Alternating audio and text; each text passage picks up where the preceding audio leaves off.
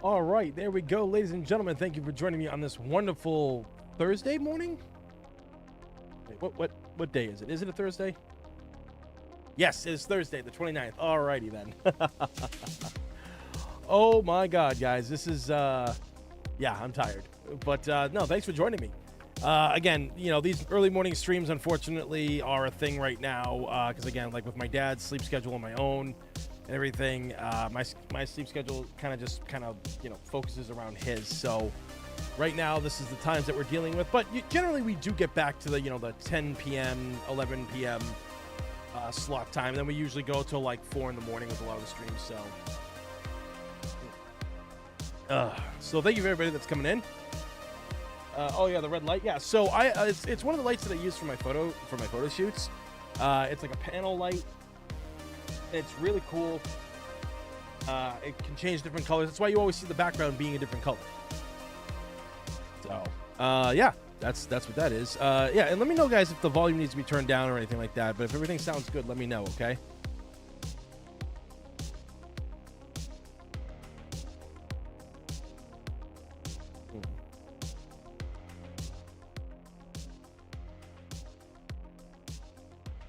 Oh man, but yeah, so yeah, I was getting nostalgic about it. I posted about it on Blue Sky this morning, and you know, I was thinking about the things from like our childhoods that are like no longer here, and that was kind of like a thing that was like really getting me. But it, shockingly, it wasn't like a video game or a video game store or things of that nature. It wasn't anything like that, or nerd culture or TV or anything. It was a place. And I'm sure many of you in America know what this place is, and it's called the Old Country Buffet, or the OCB as we call it. And that was something that I discovered when I was like, I think it was like the late 90s when I was introduced to it, because it ended up being in the mall where the local arcade was that I would always go to. And this is the mall that had everything. Like there was the arcade, then there was a place called Pitches and Pounds, which was one of those massive candy stores where you go in with like a bag and you scoop things out, you throw it in the bag and stuff. Me and my buddies loved going to that place. And,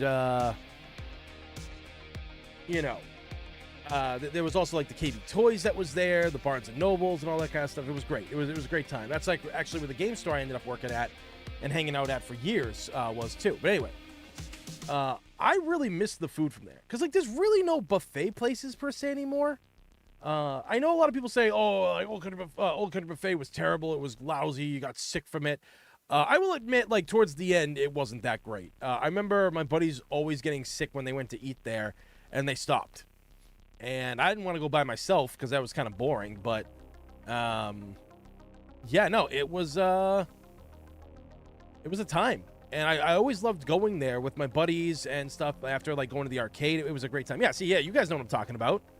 Anything? Yeah. Oh, yeah. No, Steve. I knew you would. I knew you would know it and everything like that. That stuff is just great, man. And I think like one of the best memories I ever had was me and my dad and his friends would usually go every Sunday that there was a New England Patriots game happening. If there was a game happening at 1 o'clock in the afternoon, we would all gather together and we'd go for the breakfast. Right? We'd go for the breakfast, but because my dad's friend Richie was a big eater, he's a big connoisseur of food, he would always be like, no, let's stay. They're bringing the food out. They're bringing the lunch out. Let's stay for that. So, you know, we'd get the guys together. It was me, my dad, Richie, Danny, Joe, Flutter.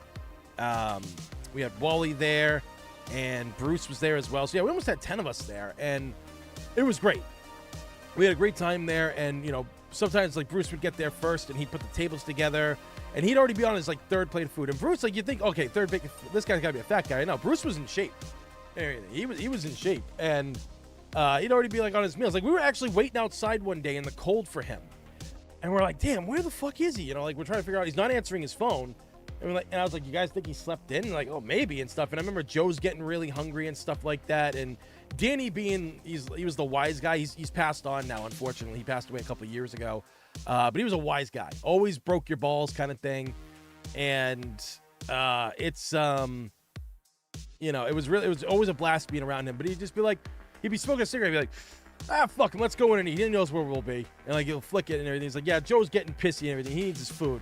And it's like, oh, Danny, shut up. You know, like they, you know, good friends, right? Good guys and stuff. And like I said, these guys are now like probably like, yeah, like most of them are in their like 60s to 70s now and stuff, because these are my dad's friends and stuff. But like I used to go to the boxing matches in the games when I got older and I was more mature to hang with them in my teenage years and stuff. So they'd always give me shit for being the younger guy. It was great.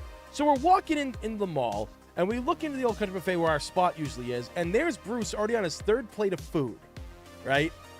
And we walk in and we're like, Bruce, what the hell? You didn't answer your phone. He's like, oh, you know, this place is a dead zone, which is true. This mall, oh my God, if terrorists ever took over, you'd never get a message out. You would never be able to get a message out. It was such a dead zone. You literally had to walk outside. It was crazy. And I remember like we're sitting down there. I remember one day I showed them, I was like, guys, I got something to show you. You're gonna appreciate this. So you guys remember how they had the desserts? They had the square carrot cake pieces, and they had the ice cream machine. So I went over there and I put that in there, right? I put the ice cream in there like that. And what I did was I took one of their cookies and I put it kind of under the cake and the plate, so the ice cream when it melted would like kind of go, you know, fall underneath the cake and soften it up a little bit more too, and the cookies. And I bring it back and I show the guys. I was like, voila. And Joe's like, Richie, look at what this kid just invented. I was like, I don't know if I didn't invent ice cream and cake, but you know, a lot of people don't do carrot cake in general, but carrot cake with ice cream, godlike. And so they're just like, oh, I gotta get some of that. And they're all trying, and I'm like, I guess I'll just have to go back for another one. Like, oh, this is good. And then Bruce came back one time with, you know, like, you remember like with the glassware from Old Country Buffet, like you like for the drinks and stuff. He went and got one of those, threw the cake into it, and then pulled the ice cream machine. So, you know, obviously filled the cup, and then he like poured a fuck ton of hot chocolate in there and just like grinded it up and everything, and was eating it out of there. And I was like, that's even better. Man, it's so cool. Yeah, that was like one of the best moments like of all of us like being there and stuff. And then yeah, Richie would literally be so amped up for the lunch menu. He's like, no, guys, we gotta stay. We paid for it. Like, let's get lunch. And like, Richie, we paid for breakfast. And then it's like, no, it's okay, let's stay. So, you know, I'd go up with Richie. I'd get some mac and cheese, get those fried fish that they had. You know, I'd get those things. Or I'd get like a chicken leg. And yeah, it was great. It was a good time. Yeah, it was really, it's like one of like the fondest memories I had, like with my dad and his buddies and everything. And it was just really fun. Like, again, a great place to be. And, you know, we used to always tip the servers really big because they were always nice to us there and everything, you know. My grandmother really liked actually going to that place too. Like my grandmother, my mother, and my aunt would always go there.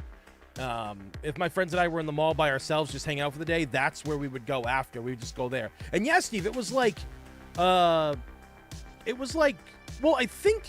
I can't remember exactly, but I think in the late 90s, I want to say it was like $7.50 to $8.50 for adults, and kids was like $5 or something like that.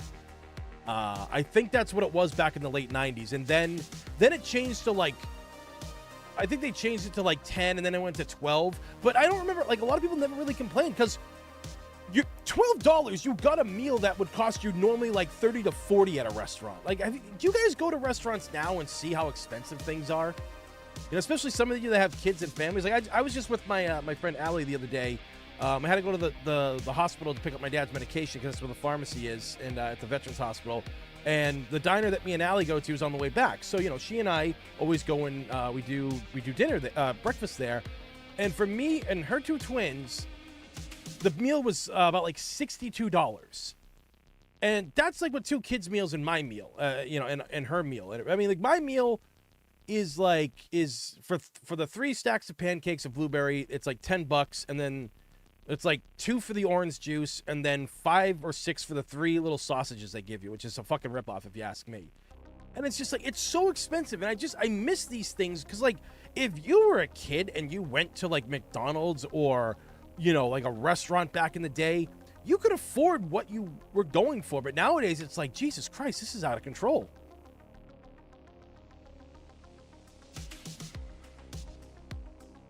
Yeah, my friend was talking about Old Country Buffet on our Instagram, and I was like, yes, the Old Country Buffet. Yeah, it was a great place, but they always got mad at me when I would take the full tray of food back. They're like, sir, please, you can't take the full tray of food. I like food.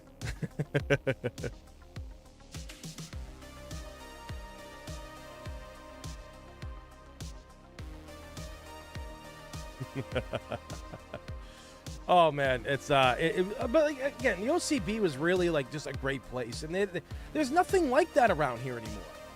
They don't really have things like that now, and it's just a shame. You know, it really is. Yo, 14 people here right now. Greatly appreciate it, guys. Only 6 likes, though. Come on, guys. Let's get that like count up there and everything, because the more likes we get on these streams, the more they're seen during the stream and seen after as well. Going to restaurants is a luxury now. People used to not bring any lunches and go out every day to restaurants. Now you see everyone lining up on a microwave. Essentially, from what I've been told, for people who work office jobs, yeah. I haven't had fast food in like 13 years, but I admit, because my dad still likes food, like, you know, fast food once in a while, like he'll want Burger King or McDonald's. And Jesus Christ, dude, like McDonald's is, you can go to Texas Roadhouse for the same money that you spend at McDonald's on those meals. Like, no joke. I am not joking about that. It's crazy. Yeah, McDonald's gotten expensive. I remember paying for my high school, and I went with the allowance that I paid for. Yeah, and plus, like, you know, in high school and, like, in my early 20s, you know, McDonald's had the dollar meal. You could get a McChicken for $1. You could get a double cheeseburger for $1. You could get a fry for $1. You know, you'd get 2 apple pies for $1. All that crazy stuff, and now that's gone. Now they have, like, the value meal where it's, like, you know, like $2 for a burger, which still ain't bad, you know? But I tell my dad, I had to tell him about that, because I took a picture of what the meals cost now, and I showed it to him, and he's like, you gotta be kidding me. That's what these things cost? And, you know, and he's looking at the Big Mac that he has. He's like, this isn't even a Big Mac. It's a Little Mac. Like, what is this? And I was like, yeah, Dad, that's what it is. You're paying for less now. Everything out there is you're paying for less. I feel like even when I buy Yu-Gi-Oh cards, like what they charge for some packs are almost $10 now for like 8-9 cards for whatever reason. It's crazy. But you know, I remember like me and some of my guys from high school and everything like that. When we would get out of high school, we'd go right down the street to the Wendy's, and I'd get like that triple stacker Wendy's that they had, and it was fantastic. You know, like it didn't cost an arm and a leg. It really didn't. We all were able to give you know, Corey some gas money and stuff, and then like other friends I would go down there with and everything. It's crazy what it is now. Misery meat. And I mean, even what do you call it there? Look at, what's it called? Five Guys.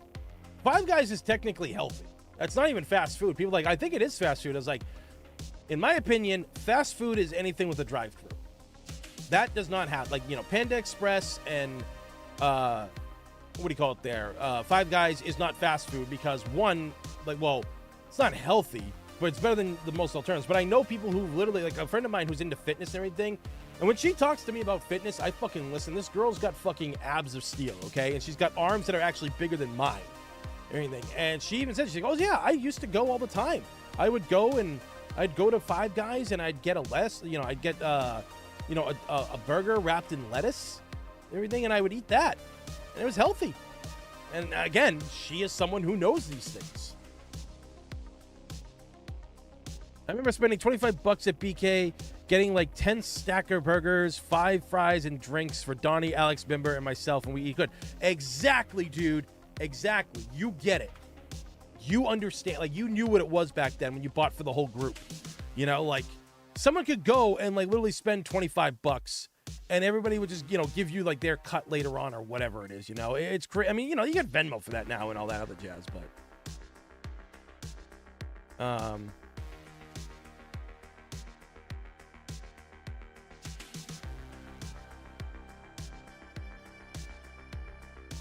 damn. Okay, sorry. Some roast stuff's happening. I'll just have to check that out later. Okay. But yeah, it's so crazy. Like, oh, like, you know, all those things that we loved when we were younger, they're not even good anymore. Like, fast food was never good to begin with, clearly, but early years of fast food was. If you really think about that, it was. You really think about how McDonald's and all that stuff used to be, and then like they cheapened out and gave you like low grade beef kind of stuff. But either way, it's something that hit me this morning because I really do miss Old Country Buffet, not just because of the food, but just because like the memories of going with my buddies, you know, like, or we'd be with our parents and our parents would get like one booth and we'd get our own, and it was awesome. Or like I said, we would just go there after going to the arcade or something like that, or you know, we'd all go if we're getting off shift at the game store, which is funny too because right next to the game store was a Papa Gino's, and our buddy was dating the girl that worked there, and actually, it's funny enough, I'm still friends with that girl. Like all these years later, it's been like 15 plus years of friendship, I feel, at this point. And she used to hook us up all the time. Anything we'd want from there, she would like double what we put on, like what we would ask for. You know, it was great. She always took care of us. And I gotta find a Papa Gino's. I don't know if any are still around at this point, but you know, I love the food from Papa Gino's. And my buddy Brian, when he lives up by, well, he doesn't live there anymore, but like, you know, he lived right down the street from one. And we always made the joke that, you know, he was keeping the place in business because every time we'd go there, there'd be new boxes of like pizza, you know, and stuff like that from Papa Gino's. But Papa Gino's pizza was always good. Like, I don't know why people didn't think it was good. I don't remember Pizza Hut that much because I only really ever went to it a handful of times because there was one that used to be right down the street. And the only thing I really remember from that place was the 2 arcade machines they had. I don't remember what the second one was. The other one was X-Men Children of the Atom. Like that old ass fighting game that essentially began what would be the Versus series for Capcom. So, going to Five Guys takes too long. I mean, the food is good, but waiting 15 minutes for my meal, I had to start ordering online in advance. Yeah, that's what my friends do. Yeah. I went to BK and it wasn't a human Tacoma my order. Oh, taking my order. It was an automated service. I was like, what the fuck? Oh yeah, like I've seen when I went to drive my friend, we were driving back from a photo shoot and they saw a Wendy's. And they're like, dude, can we go to a Wendy's? I was like, of course, yeah, no problem. And I walk into the place with them and I'm like, it's all an automated service. This is weird. And then, you know, we come back from another photo shoot like a month later, and my friends are like, Dad, can we stop there? Can we get Taco Bell? And it's like, no, you all been terrible today. You all been horrible. No food for anybody. Okay, we'll get Taco Bell. And, you know, we'd go there, and I walked in there with them, and it was all automated. It's getting to that point, dude, where it's crazy. There's going to be no humans running these things. There's going to be no humans running these things at one point. You're going to have a manager that's going to be there that knows how to fix the machines if they break down. And it's probably going to be a good paying manager job too, you know? So, I don't know, man. It's crazy to see what the world is becoming and what we're losing as we gain. And I warn people about this with technology. The more technology we got, the less we are as people. And I think that's also kind of a scary thing too, because even really good jobs are being taken by computers and machines at this point. Like the literal meme of, they took your jobs. It's kind of real. No one's going to be able to have a job in the future because there's not going to be jobs to do.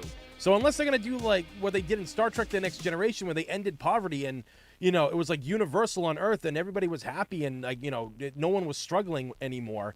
Unless you've got that grand scheme and, you know, like you you capture Elon Musk and you brainwash him for months and then he gives like up his salary or like all the money that he makes and he's still rich and he gives to the whole world or anything, then it's only going to get worse.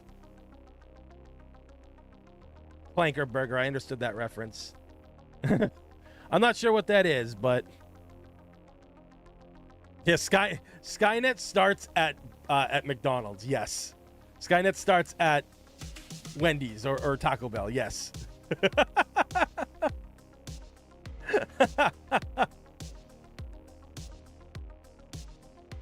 Oh man. All right, guys, we've done enough talking right now or anything like that. We're about 25 minutes into this. Let's start up playing. Let's get this game going here. It's usually good at like 40s here,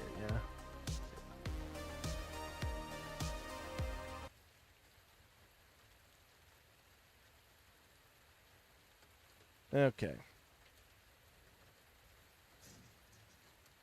All right, there we go. All right, so let me know if I need to turn this down at one point, guys. All right, let me check the bonuses and stuff because I want to make sure. extra modes. Oh, yeah, we're story, costumes. Okay. So, you know what? Since it's been a while since I played it,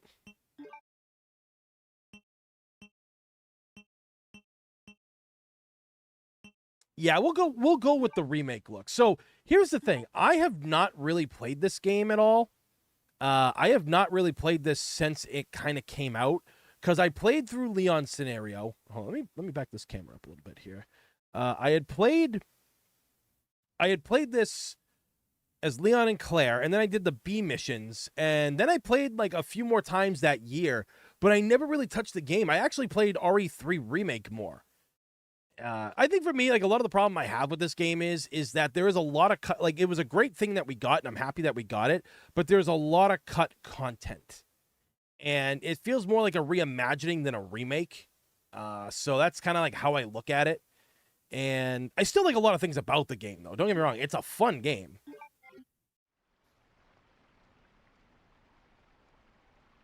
All right, so we're gonna do new game. Start as Leon. New standard. But yeah, I don't know. I just I don't know. Look, man, I'm serious, okay? I saw this with my own eyes. Oh, I believe you, buddy. I believe you. Just tell us a story. Tell us a story. Okay, well, it was last Friday night. I was walking home from the bar, and this woman started coming towards me. She was staggering, you know, so I figured she was drunk. That looks like a good burger. Whoa. Okay, tell us, be honest now. How many drinks did you have? No, man, I barely had a buzz on. Oh, come on. Look, just listen, all right? She got closer, and I got a good look at her. You got to see her eyes, her nose, her whole face. It looked like it was rotting. Yeah. She looked like a corpse, like a walking corpse, man. Sounds like my wife. I've never seen anything like it. I haven't been able to sleep since that night. All right, calm down, buddy. Calm down. Just, hey, you got to stay strong, okay? Don't give in to fear out there, right? Yeah, well, you got that right. If you freeze up around these things, they'll sink their teeth in you. I should attack somebody. Oh, come on. Just getting good. Like, I like how they give you that little, I think I need to turn this down a little bit. I like how they start giving you that, like, the stuff that's going on in Raccoon City, you know?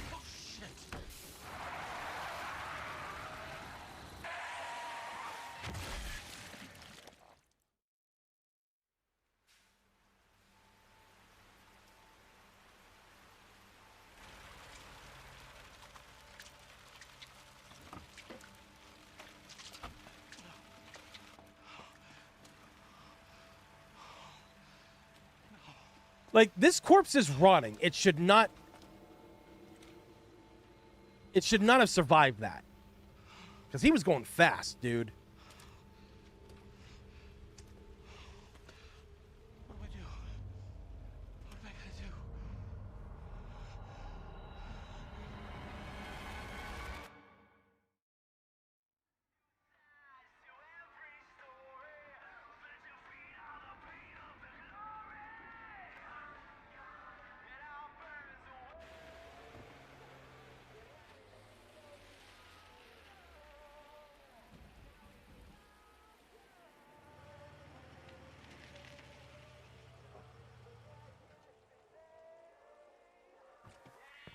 Yeah, the zapping system's a little rough.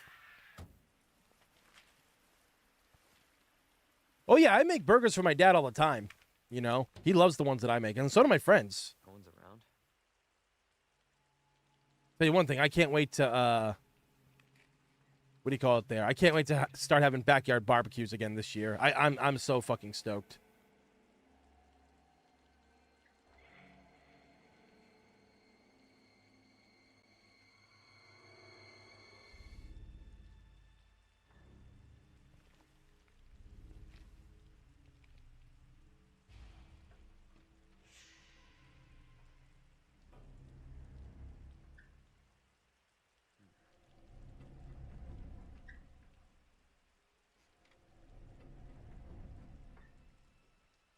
Yeah, I mean, I just like the original better.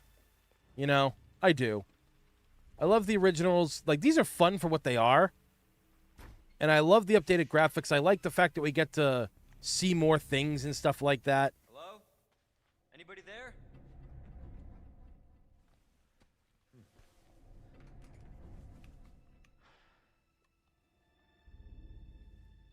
Something's not right. Yeah, I like the new take that they have on it, but ultimately, again, there's a lot that was left to be desired. Especially, I think, yeah, for me personally, it was the. I think it was Don't move. I'll be back for you. I really think it was like the actors that did like a lot that like really sucked us into this, because like they're all really good in this game at what they do, and you know, I think that's great. But like again, not having that second scenario where it's the scenario B is too much like this one, it leaves a lot to be desired. Stop moving. Officer, you need help?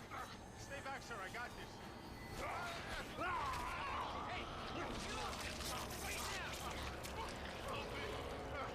He'll be fine.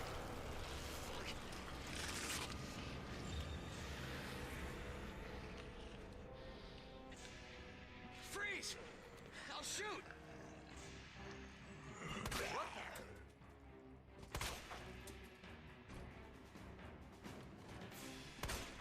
Back up.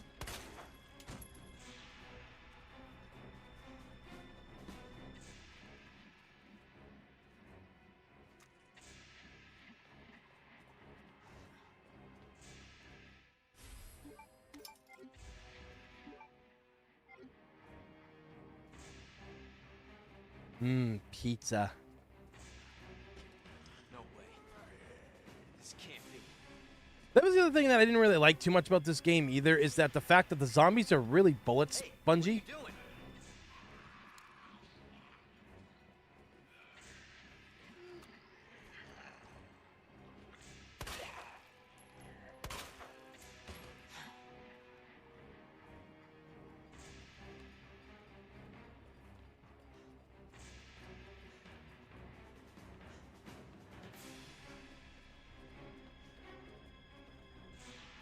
That was just something that I wasn't a fan of. Like you just hitting them with multiple headshots and nothing's taking.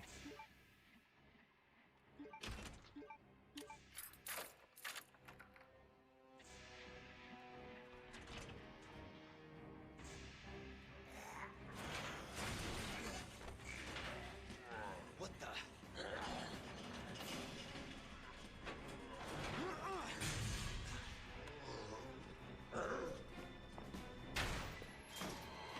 Don't shoot! Get down!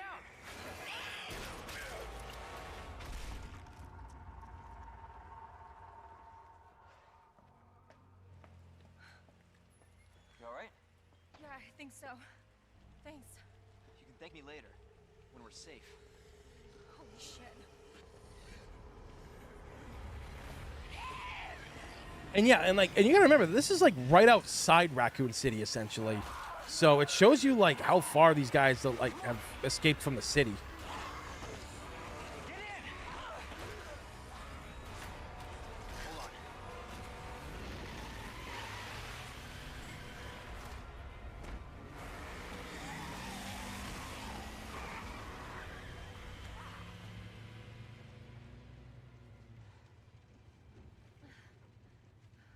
Still would have been cool for the remake to bring in co-op play with Leon and Claire. I think that would have been kind of cool to do too. But if we do, Yeah, Leon Kennedy. You are? if Clear right we get an eventual Resident Evil 0 remake, we're gonna get that co-op.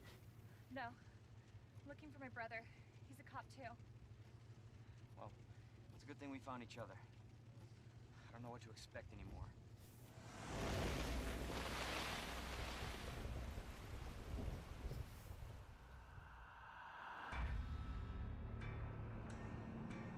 Capcom presents. So I remember when I originally saw this, when they because some of this footage here was in the trailer we saw. I personally thought we were gonna see a lot of things. I thought like one of the kids that you see standing was like Sherry, and I thought, oh, we finally gonna get a background where Sherry's running through the streets.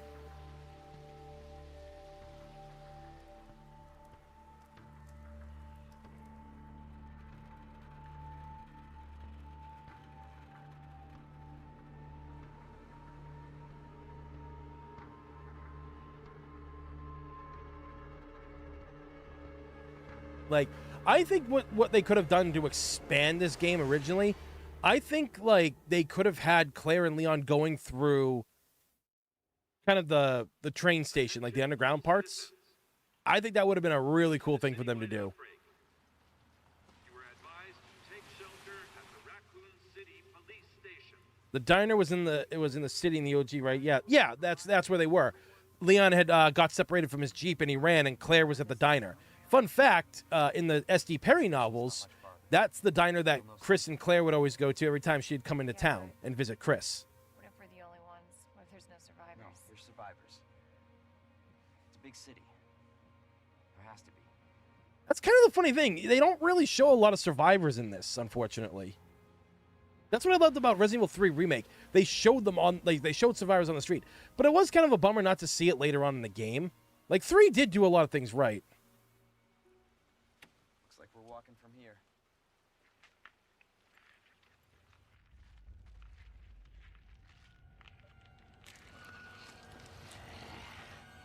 More like running. Yeah, good call. Fanboys.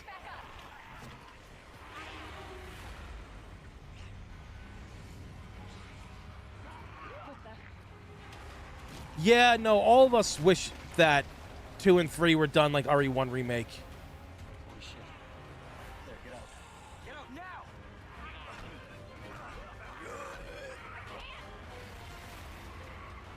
Like, literally...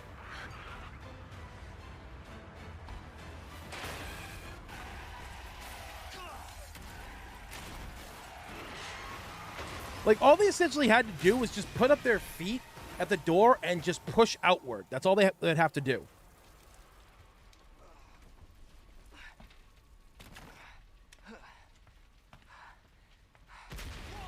Yeah, like, I think that... So here's my thing, right? If Resident Evil 2 and 3 Remake happened back on the GameCube, or even, like, you know, PS2, PS3 era, we still would have got remakes like these. I think we still would have got them. Claire! Claire, are you okay? Yeah, I'm alright. How about you? Can't stay here, it's not safe. Go on ahead. I'll meet you at the station. But yeah, I think... Oh, shit. This is out of control.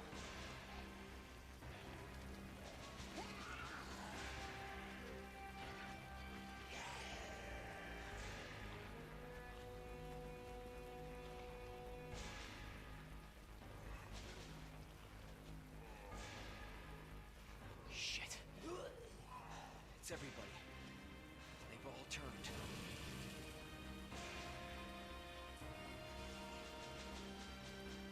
I love the rain effects in this. There it is. The station. Dude, God, I remember seeing this for the first time when they showed it, and I was in awe of how amazing this place looked.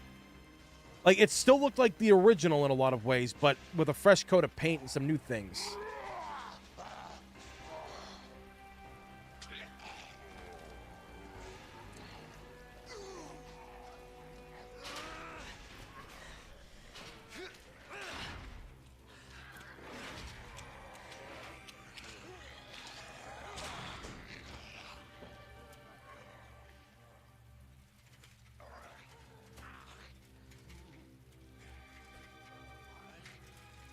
And I don't know if you guys remember this, but do you remember in the demo that they updated the demo for RE2 Remake back in the day when 3 was coming out?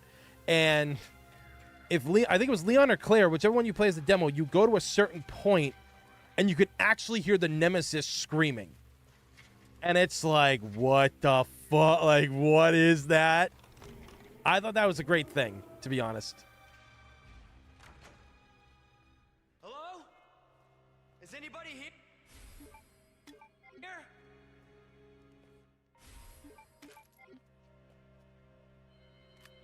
Also, you know, props to my buddy Nick for voicing Leon, dude. Like, for a fan to get a role as a character they've loved since they were a kid. Like, that's amazing.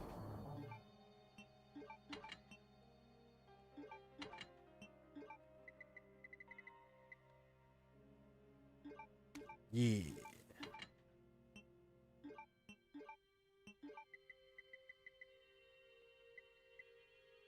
Oh, that's right. Yeah, that's right. We got these ones. Chris is increased accuracy and easy of use. Stop to reduce when catching draw. Stop to reduce catching when drawing. Robust performance. Giggity. We'll take that.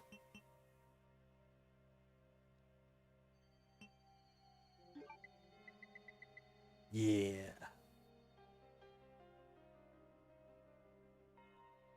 Well, I think it was just easier just to like do it in the demo. I think they would have had to work with more if they used the actual game itself. So I don't think it's I don't think it's that big of a deal. Anyway, like I said, yeah, no, Nick did an amazing job on this, and I think his evolution as Leon is great because like Nick's a guy who just gets it. You know, he understands the character. He understands, you know, what a lot of people like. What a lot of people love about the character. And I'm loving his evolution. I mean, it hasn't been announced that he's Leon in Requiem. But, I mean, come on. It sounds just like him. I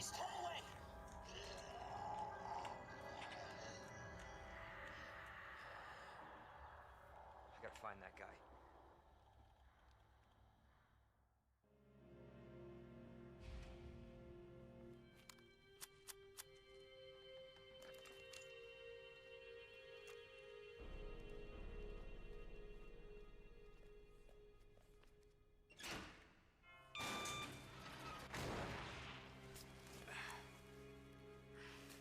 It's a lot of blood.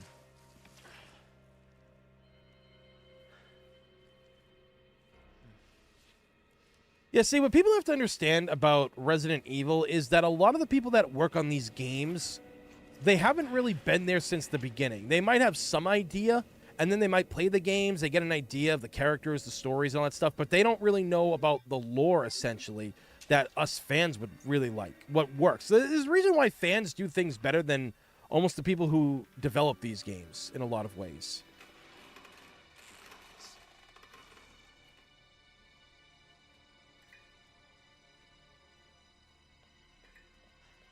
You know, like, I mean, like, you guys are giving off, like, great ideas right now, right?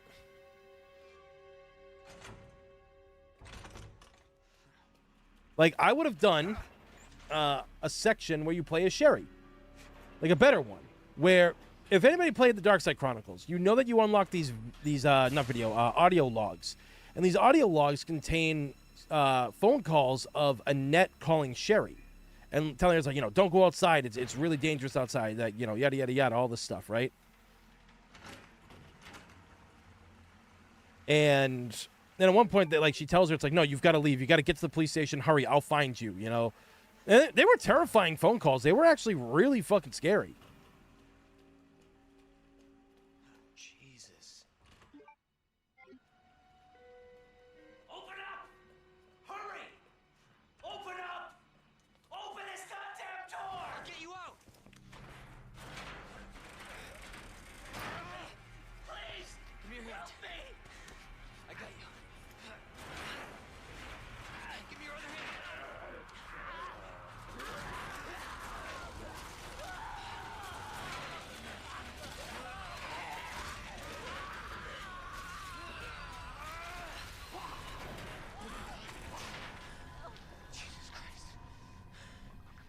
He'll be fine. It's just a flesh wound.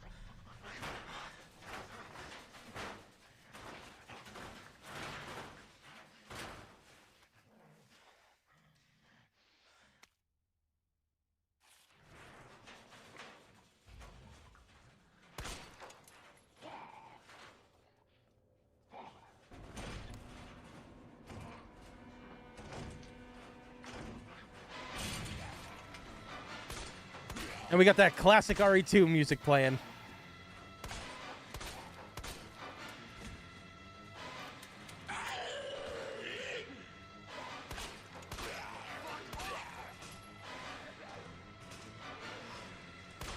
Bro.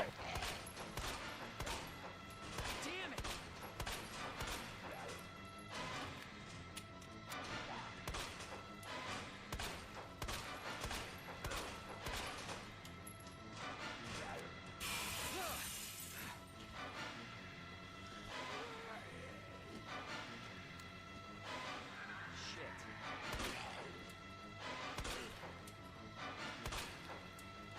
There we go.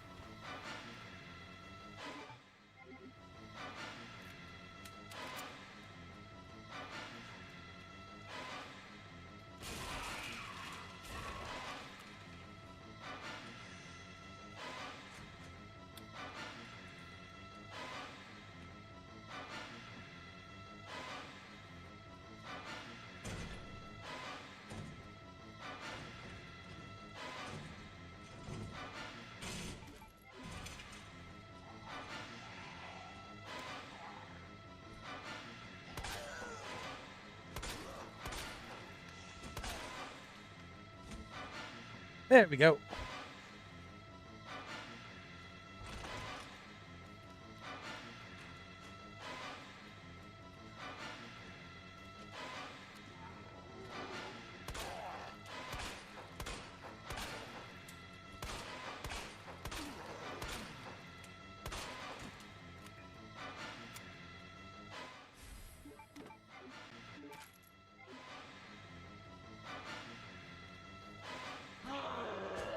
Yeah.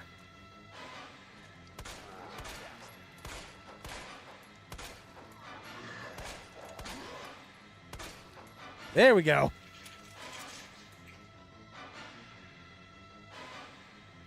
Fucking jerk.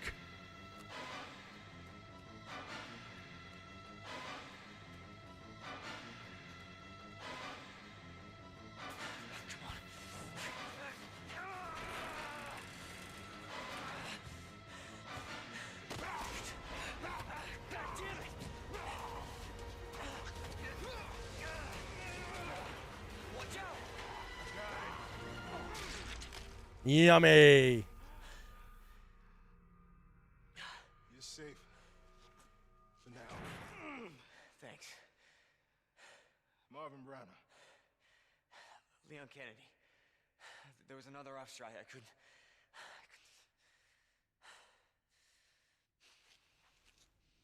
Here. I'm sure you did what you could, Leon.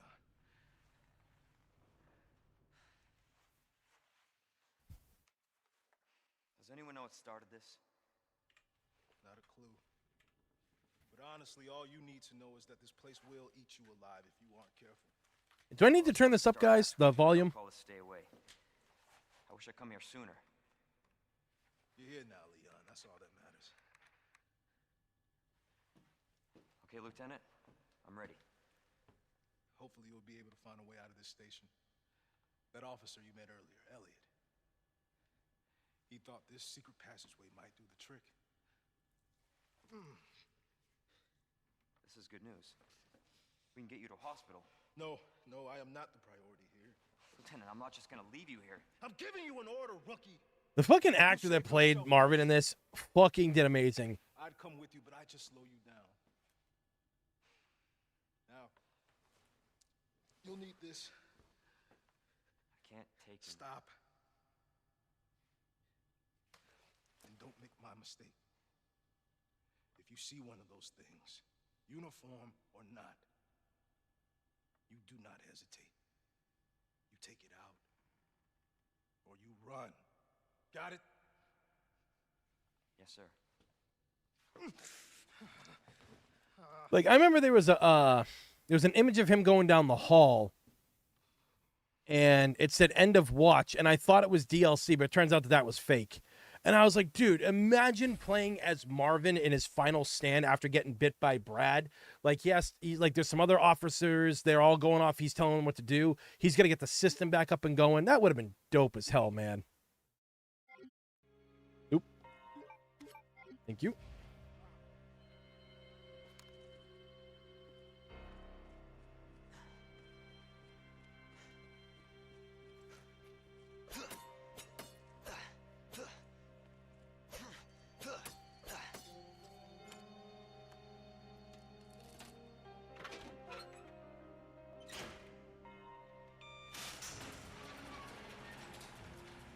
is not how I imagined my first day.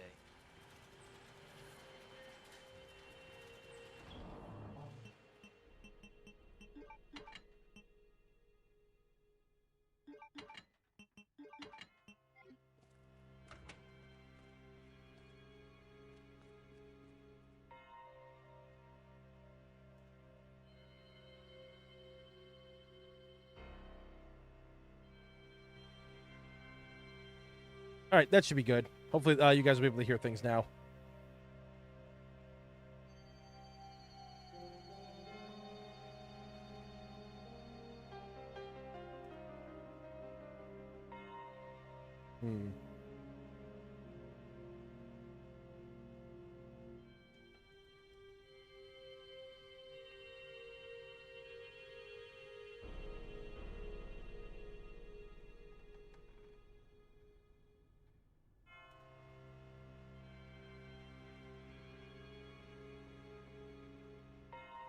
Yeah, like I really feel that this game should have had more game modes, to be honest. Like again, yeah, a Marvin like end of watch thing would have been awesome, right?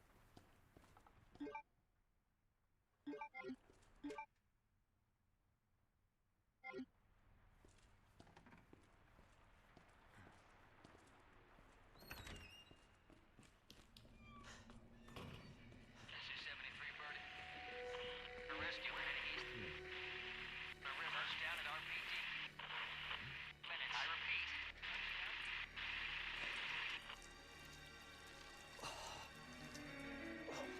Fuck. It'll be fine. Huh?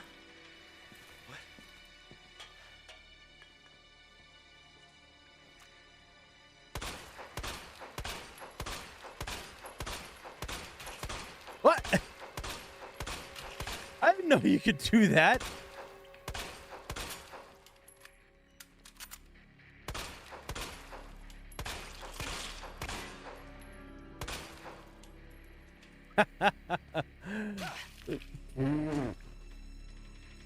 Anything?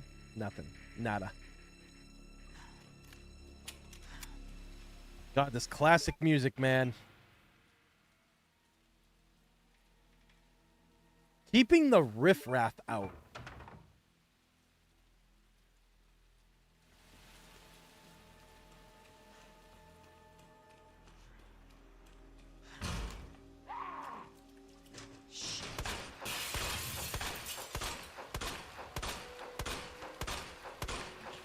The riffraff is getting in.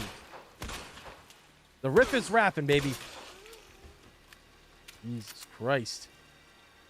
You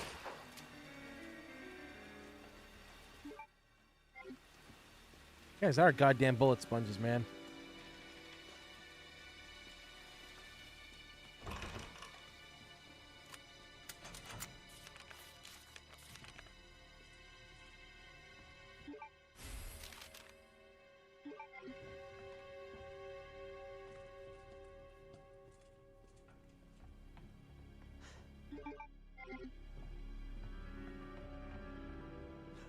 I'll say I don't think I've ever played this without the classic soundtrack. I don't think anybody really has, to be honest. So, friendly meeting's over, and now time for some Dragon Ball Fighters. Fuck yeah, dude. Dude, I cannot wait for the stuff coming to Dragon Ball Fighters. Like, I can't believe they're updating that game still. It's amazing. Yo, cute fluff. Getting ready for work and saw you live. I'll be playing RE2 Remake casually all the time. You see, I haven't really played this since 2019 and into maybe 2020, but, you know, I always play RE3 Remake more.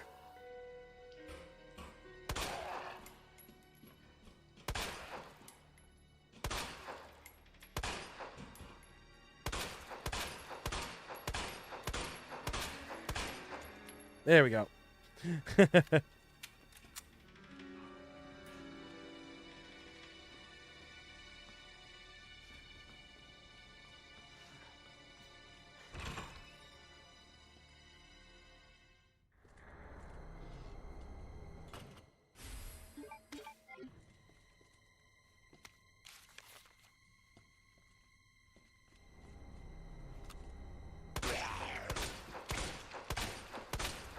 the hell?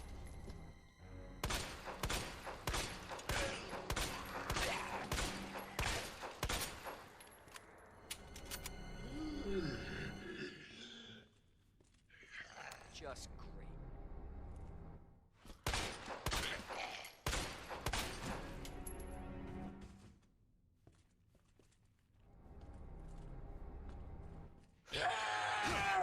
Oh. So much for my no damage run.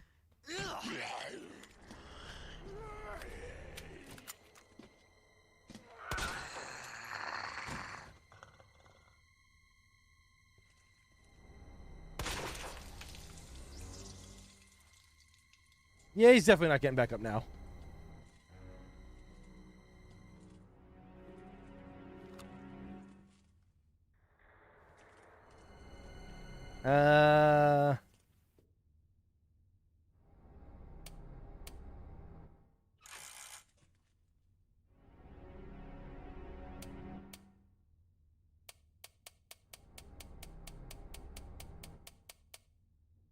Does anybody remember the safe code?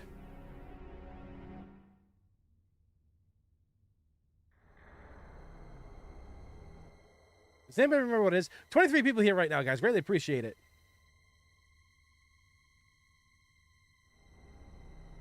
9:15:3. Okay. 9. 15.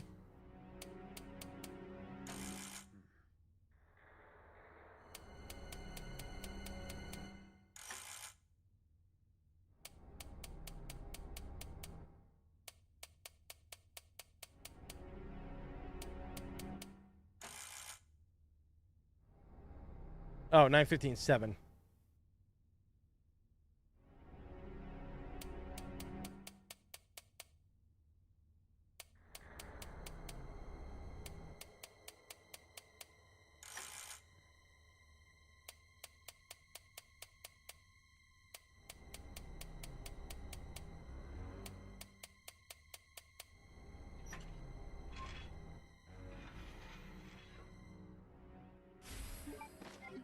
Hell yeah.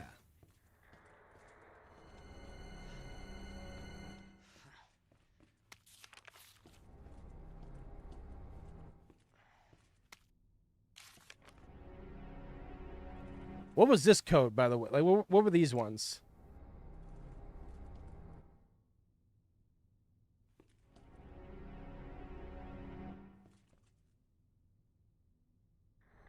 Yeah, what was the desk lock one? Again, shows you how little I played this.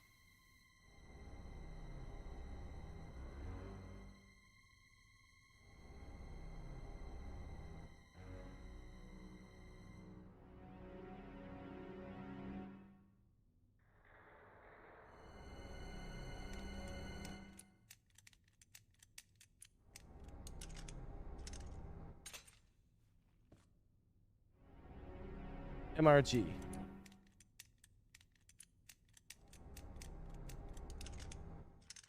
Thanks, chat. Ooh.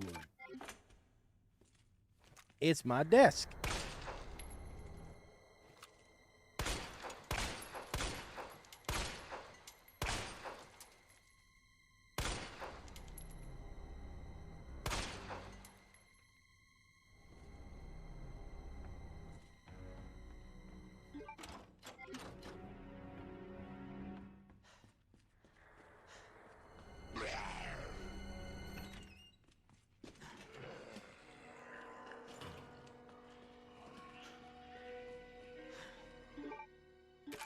So it's funny because like my brain, it's trying to go to some places because I played so much of Reverse, and one of the maps in Reverse is this one.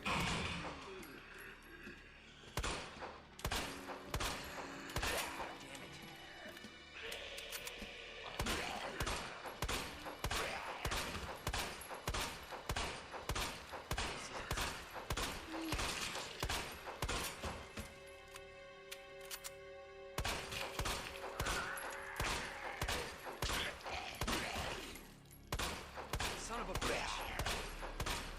bitch.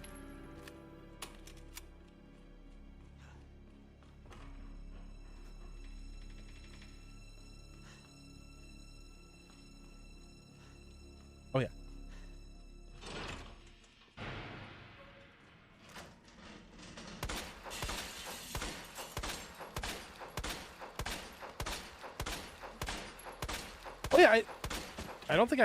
don't think I answered it. So someone asked what I thought about a Code Veronica remake happening and stuff. I'm all for it if it does, because that game needs it. So I actually did a video on the channel here. It was my last video. You guys might really enjoy that. That classic music. You guys might enjoy that, though.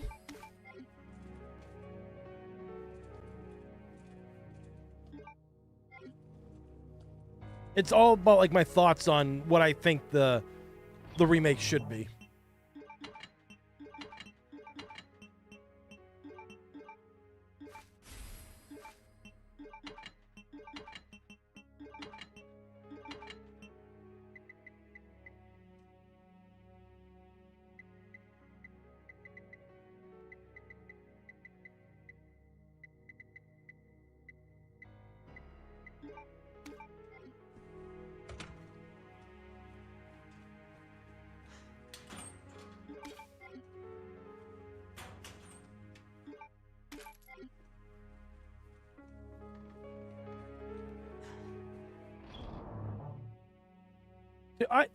I know Reverse wasn't the game for everybody. I get that.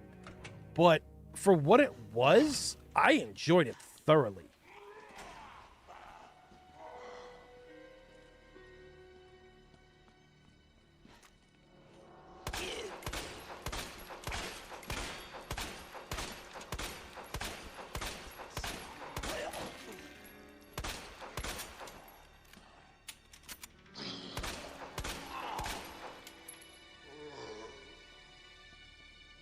Sounds like someone's got really bad gas up there.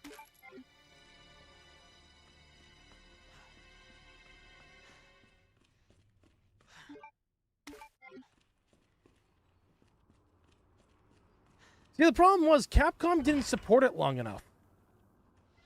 They just put it out there, and then the other problem was, too, the negative backlash of stuff that happened with it, too.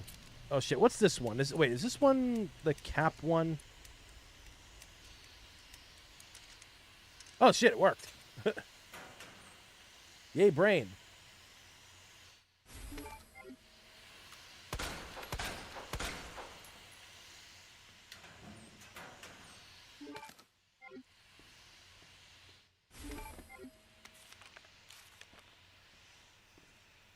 But, you know, Reverse was just what it was. It was a side game. You know, that was the thing. It was a side game that wasn't really meant to be taken like a... People were acting like it was a main entry. Granted, yeah, waiting a year for the damn thing didn't help, that's for sure.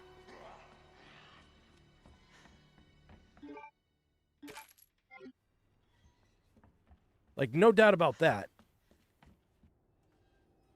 Oh, what was this one? Anybody remember what this one was? Because I know it's not Cap again, right? Yeah. Like, because the thing is, I liked what Resistance was because you were able to fight your friends. You just get people to get... Now, granted, the problem was there was no dedicated search. You couldn't create rooms for your friends to join. You all just had to join at the same time, and hopefully you join the same game. So...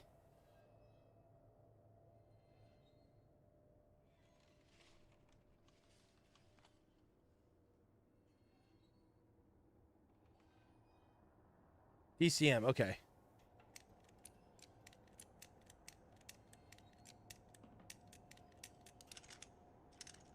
There we go. Thanks, chat. Ooh, Magnum Dong ammo. Let's go. What? He.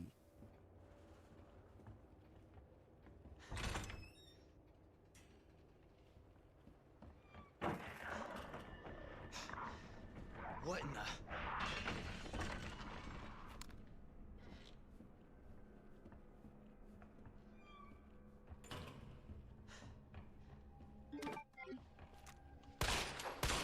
Creepy ass doll.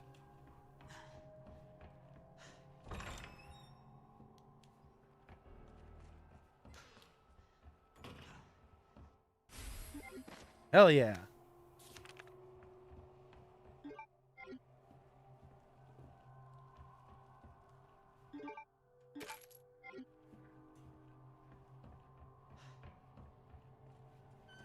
18 people watch right now, guys, and 18 likes. Hell yeah, let's go.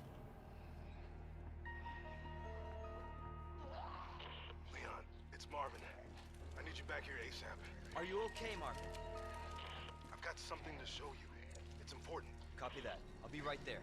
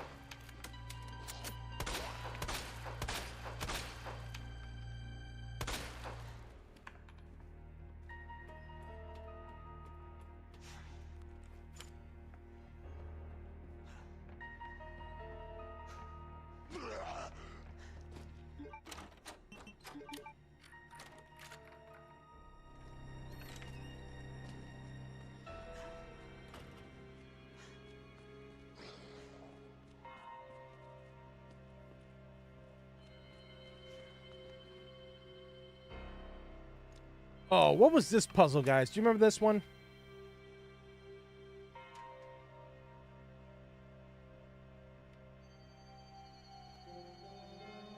What was the mounds around that attic? Reminds me of the mold. Did the liquors create mounds of goop?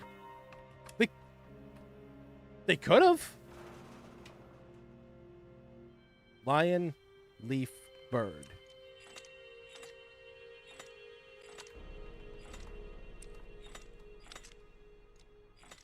Bird. There we go.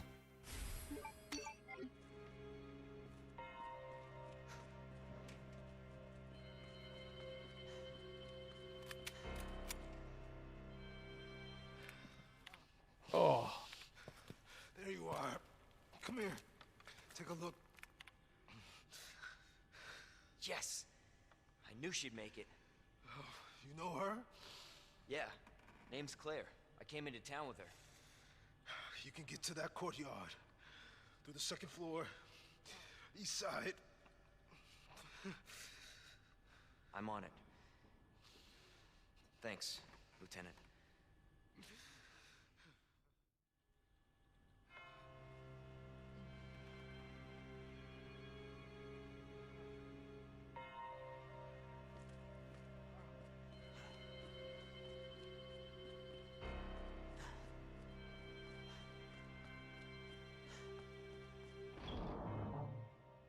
I thought it was shit.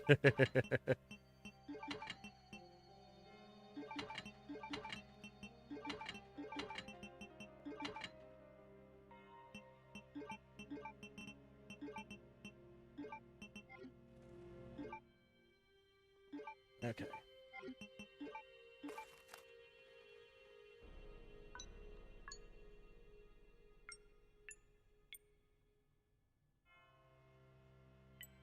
Okay.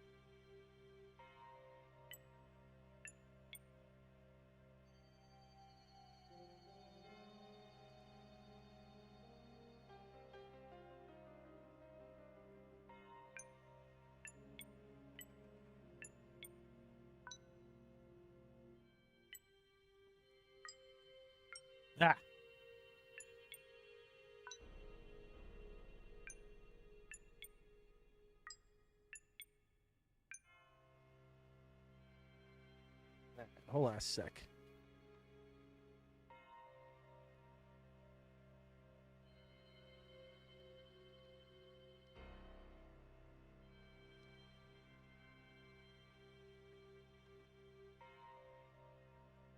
Okay.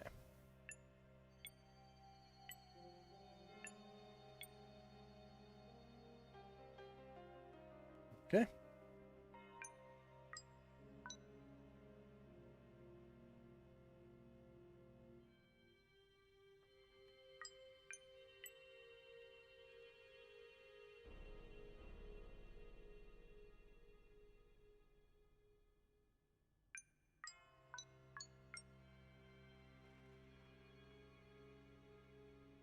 Okay.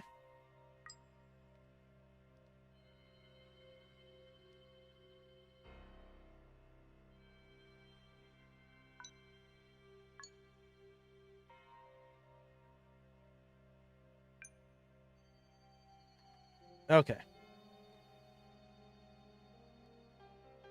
1, 2, 3, 4, 5, 6. There we go. I hate remembering shit. It's too early for this. I haven't slept.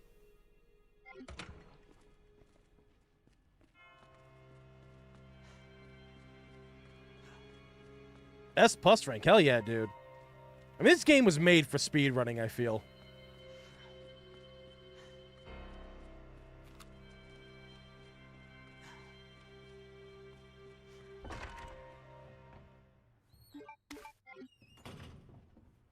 All right, chat. You know what to do. What's the vault code?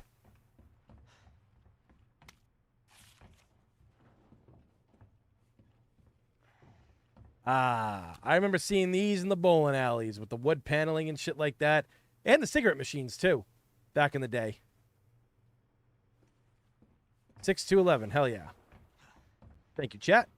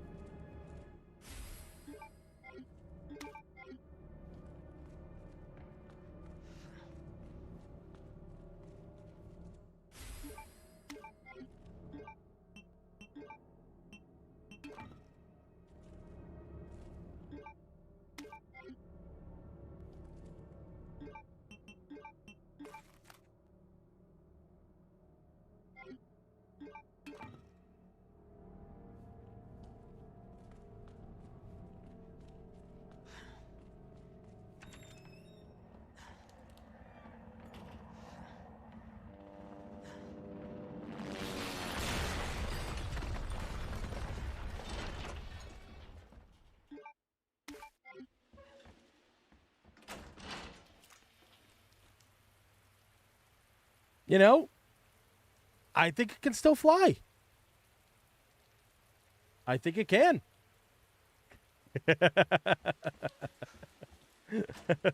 So, somebody clip that.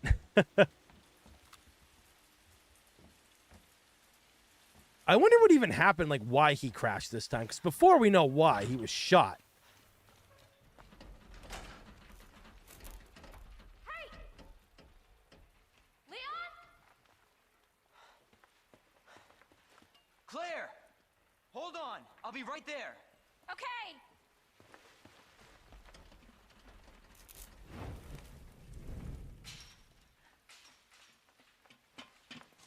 Claire. It's so nice to see you. How you doing? That helicopter just came out of Yeah. nowhere. I'm in one piece. I'm guessing you don't have a key in one of those fancy pockets? Unfortunately, no. But how are you doing? You know, just surviving. Ugh. That's good.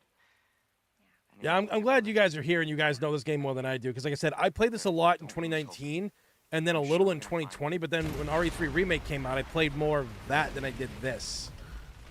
So I'm not really too up to speed on a lot of stuff in here. You know what that means? Yeah. Dinner time. Claire, I think you should go. Don't worry about me, Leon. You take care of yourself. Claire, you need to go. Now! Okay, let's get through this. Both of us.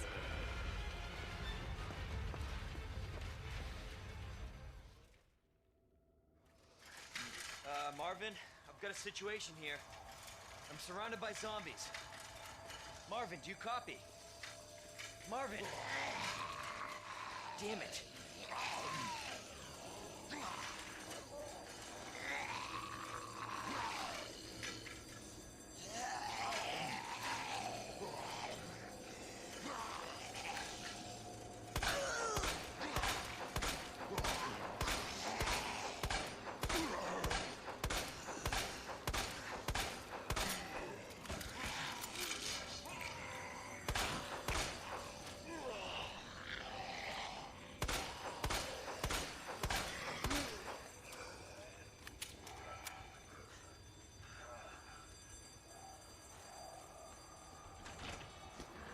Whoa.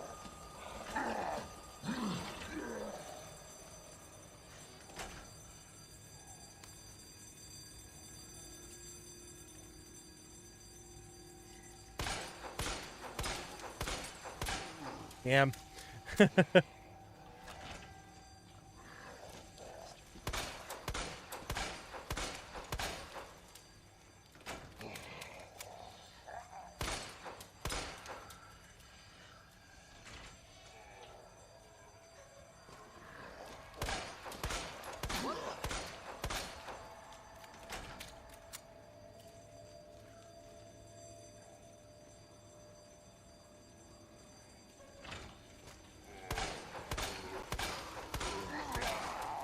Yeah.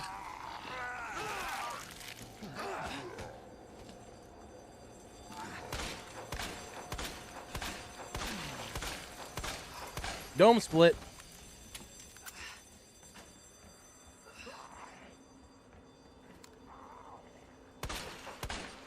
Dome split.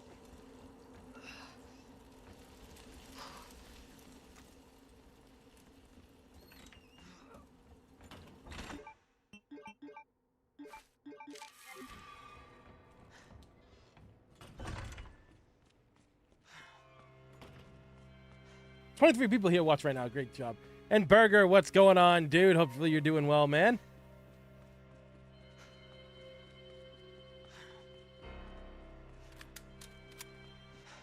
Still alive.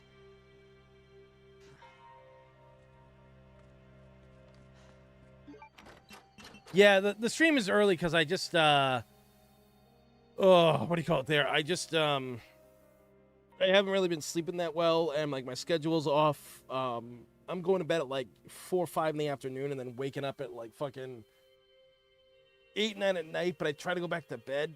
You know, I should get up and stream, and it's been crazy.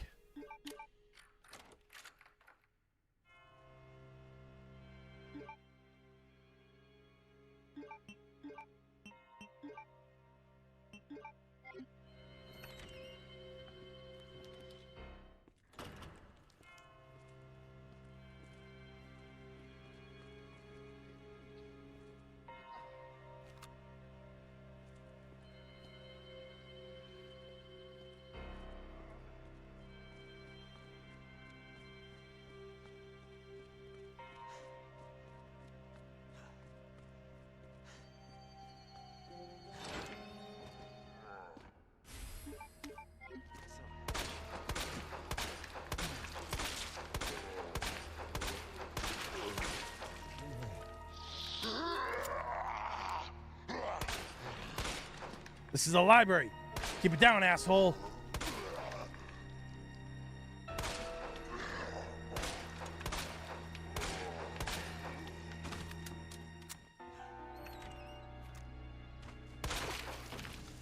Yeah, they ain't gonna be making any sounds now, punk.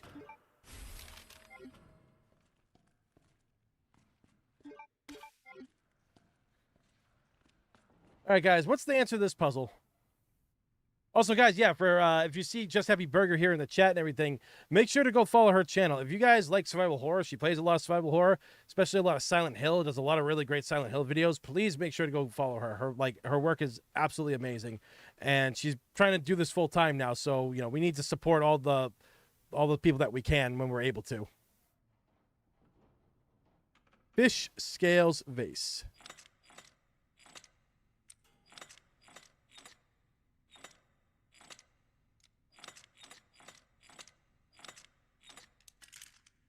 Thank you, Johnny.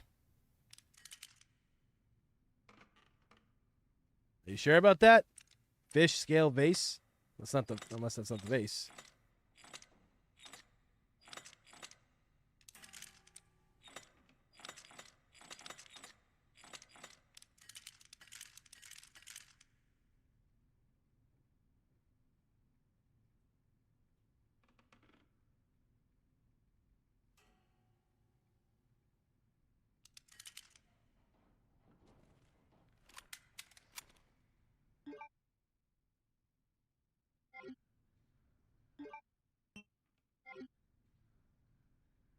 I was gonna say. It's like scorpion, okay. Okay.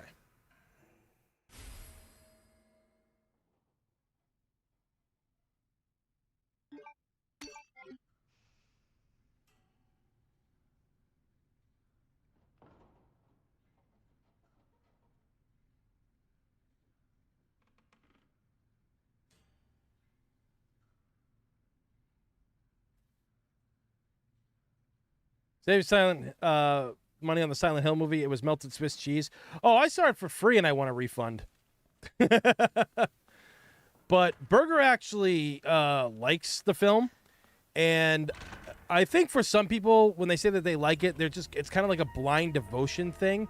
But Burger goes in depth on a lot of things when it comes to when it comes to the videos that she makes. So I think that even if you don't like the movie, you're probably gonna find some stuff that's there that's really interesting.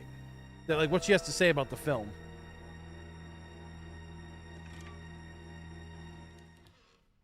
Yeah,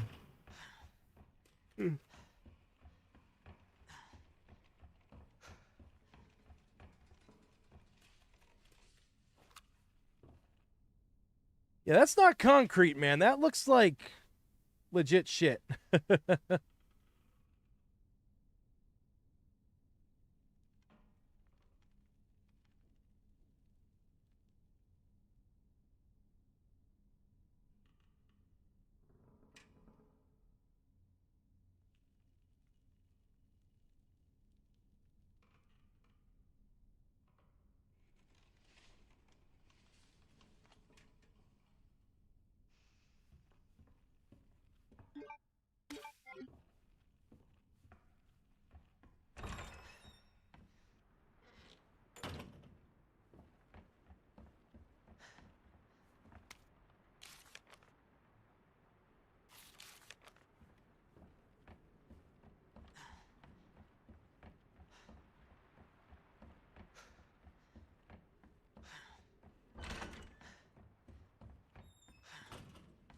Oh, that's right. Yeah, we gotta go to the locker.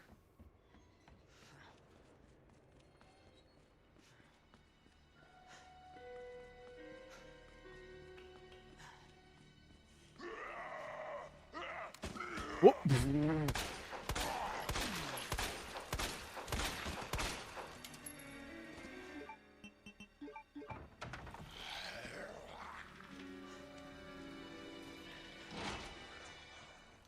Hold on 1 second, guys. Be right back.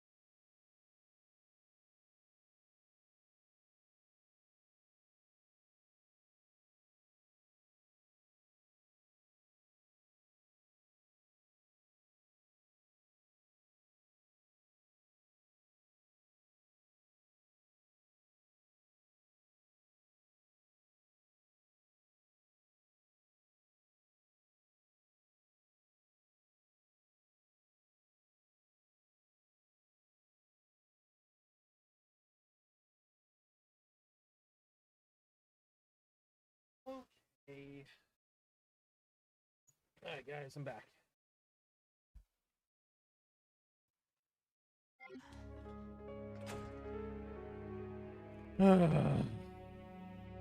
Yo, Capcom Killer, what's going on, dude?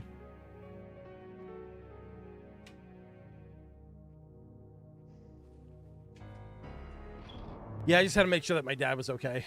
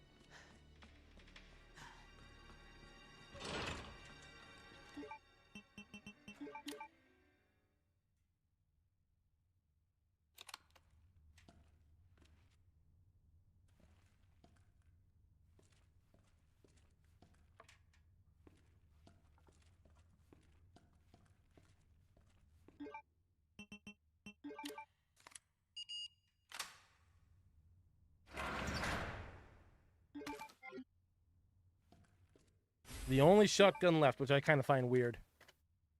Come on, you stupid bag. Open. I can starve in here.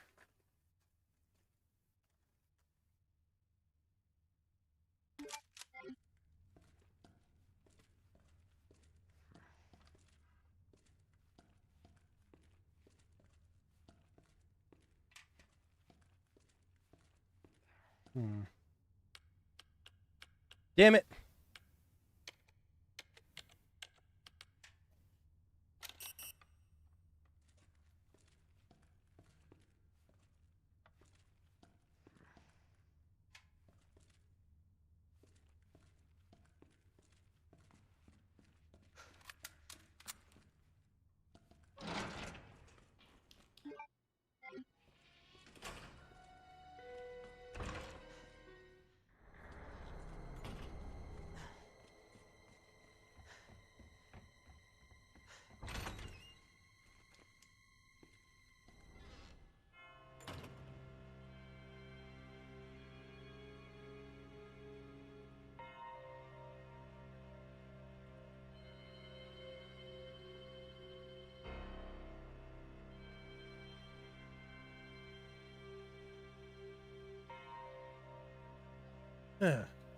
So where the fuck do I even go now?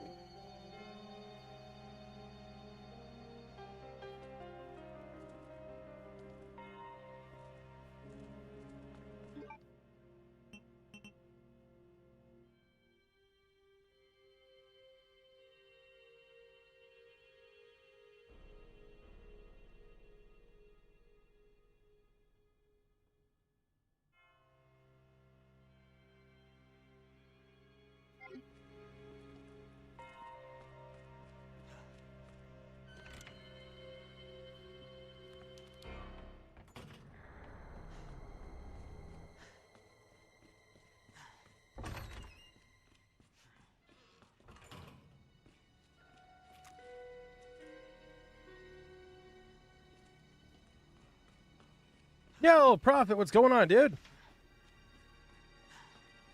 How you doing, man? Good to see you.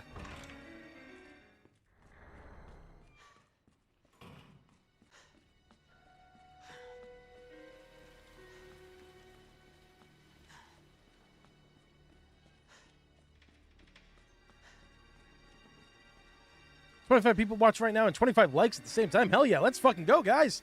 Let's fucking go.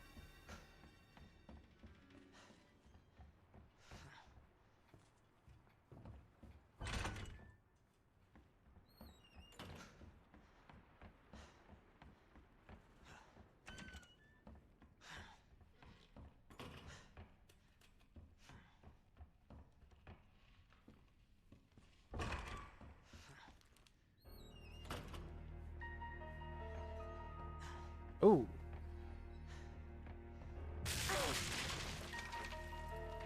Forgot about that.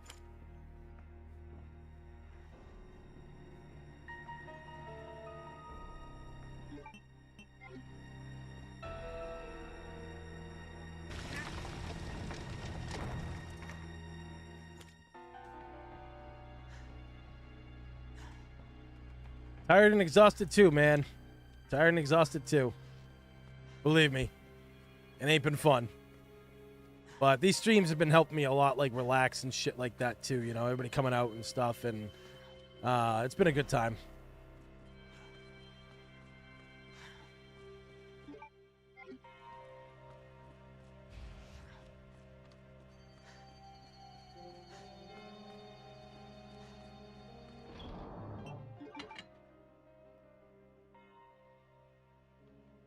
Love seeing you play this again. Think it might be my second or third favorite game of all time. Ridiculous fun to play still, as was the OG.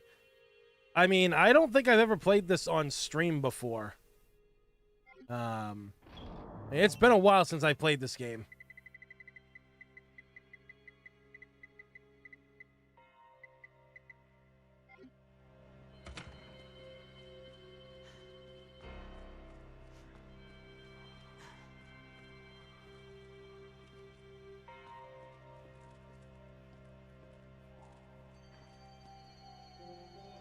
Yeah, you know, like it.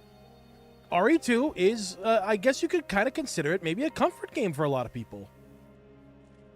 That actually makes a lot of sense.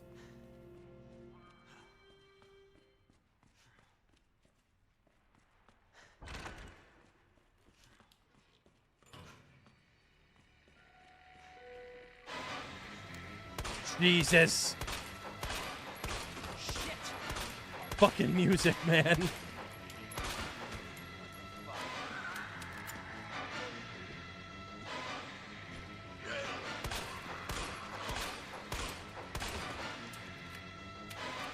This is really, Burger? This is your favorite I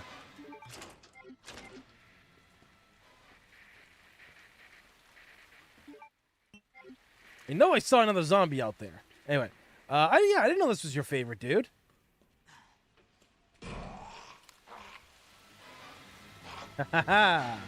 Oh, Jesus. Didn't I kill this guy in the library? Son of a bitch.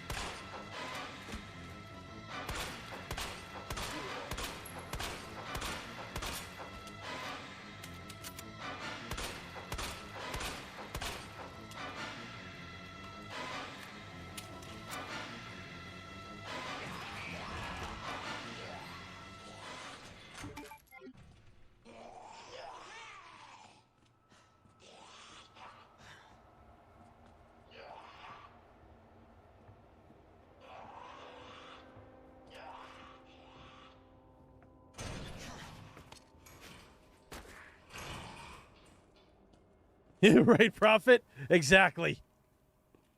Like, insta-spike. And also, like, the first time you see it, it is kind of terrifying in the original Resident Evil 2. Because we never seen that before in Resident Evil. We didn't see zombies coming up and through everything, you know? Let's see. 103, 106, 109.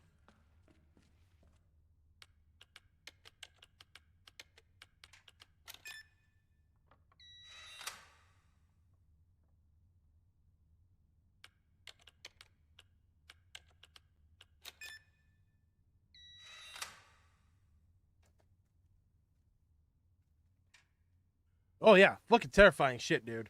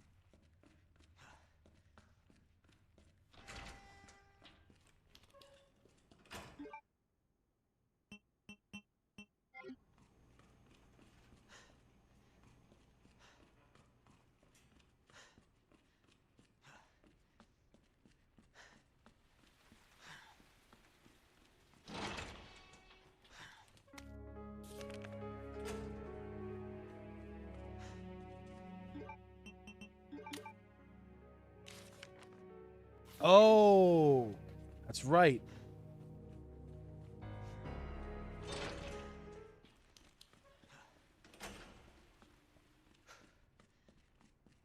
the RE1. I mean, honestly, back in the day, I know it doesn't seem like a lot to people now, but back then, that zombie coming through that kitchen door, that was a fucking big deal. Yo, McBrew!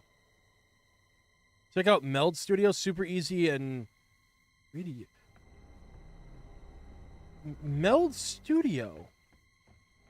Interesting. Is it taxing on your PC or?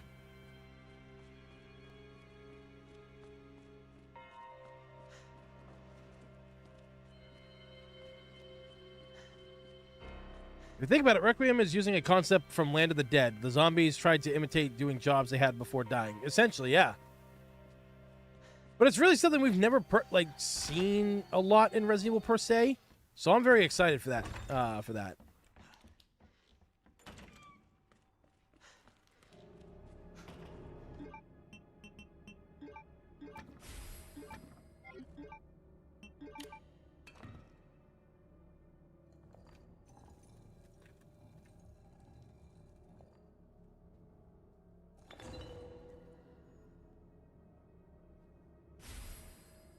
Really?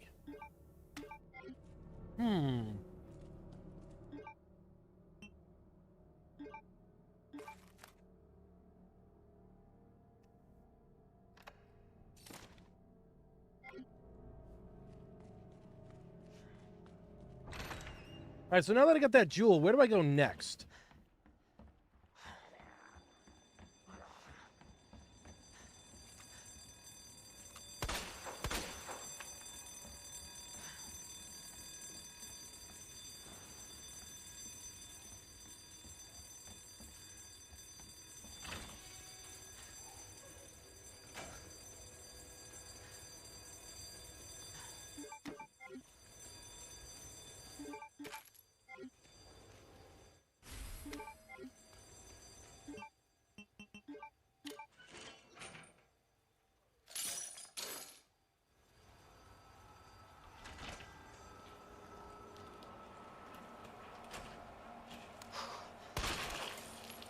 Ha!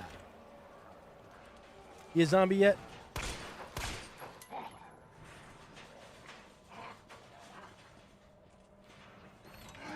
Nope.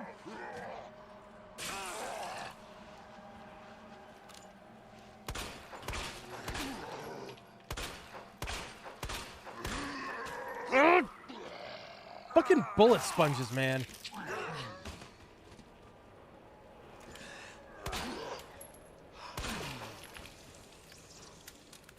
Give me that shit.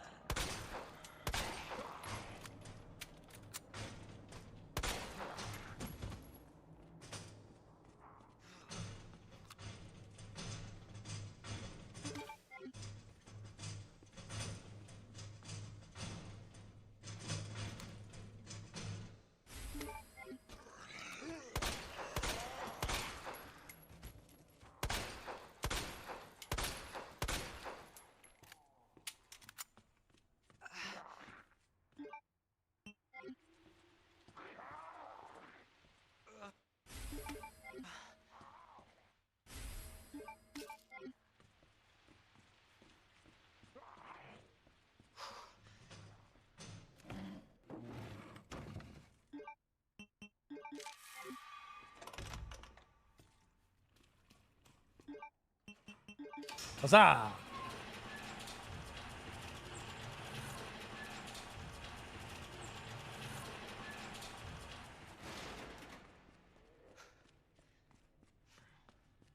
Shit, 30 people watch right now. You know, this is like, I just want to stop and say this, guys. You know, I know my schedule's a little bit inconsistent on time. I stream regularly, obviously, but, you know, I don't have the best, like, track record of keeping it the same. Although, for the most part, it stays the same for a pretty long time. Anyway, it's just the fact that you guys are all here and, like, you know, 30 likes, whether I get them at night, or, you know, 30 views, whether I'm at night or during the day. That just shows how dedicated you guys are here. And that really means a lot. Also, McBrew, what do you call it there? Send that. You're in the Discord, right? You're in the Discord, right? Our Discord. Put it in the general chat, and I'll check that out because I want to see about that.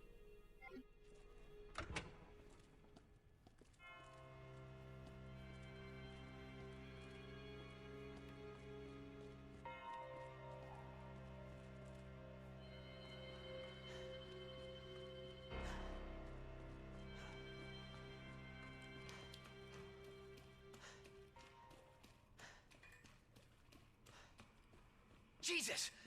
They're everywhere!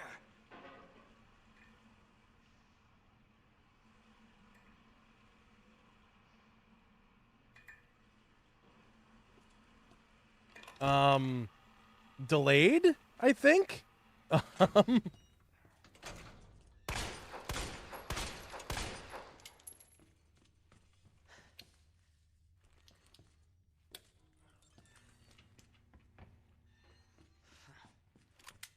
That was weird.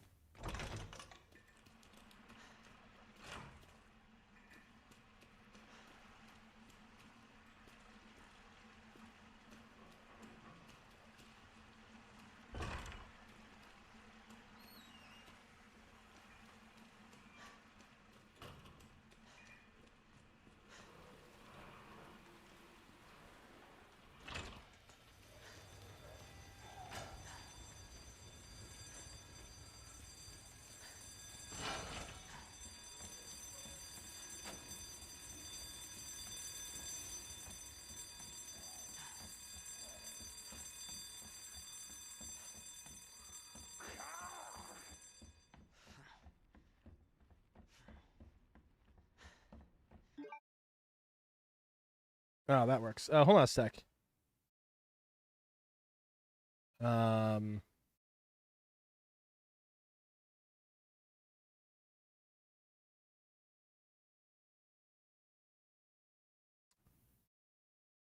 Here we go.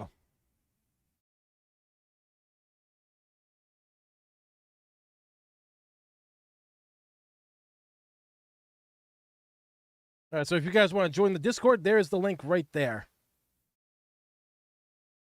Yo, Baz!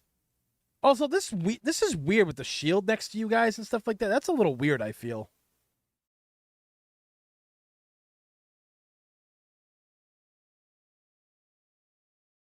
That's really weird. But yeah, thank you for everybody that's coming by and stopping by. Good to see everyone.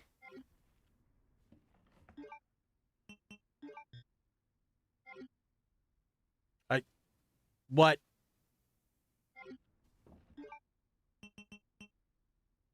What the fuck am I supposed to do with this? Chat, where the fuck do I go? I've got the gem and I've got the valve.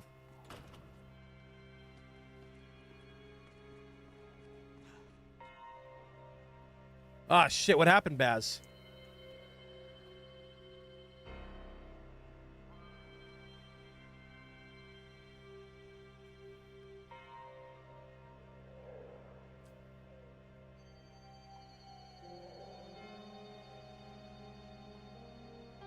Oh, yeah, you gotta have the OG RE2 sounds in this. You have to.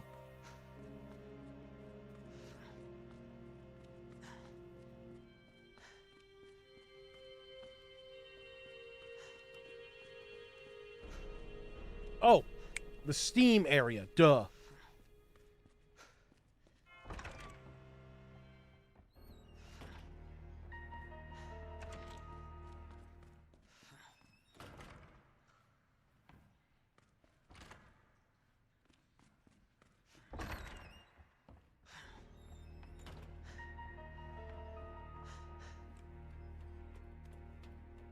We were short 60 man hours because 3 callouts and 2 Oh, Jesus.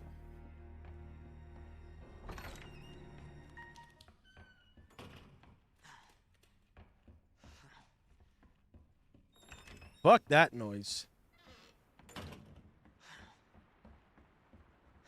And nobody could say, oh, I got the flu. That flu's already gone. Like, nobody's catching it anymore.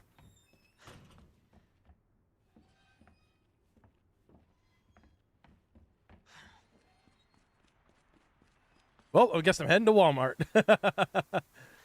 Burger just shows up like, sup, bitches?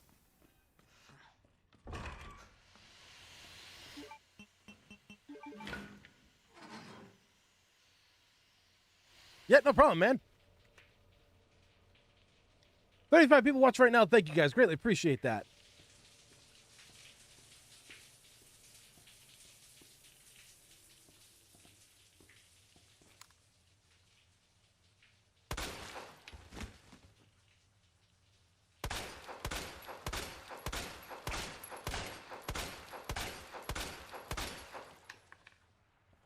Never be too sure.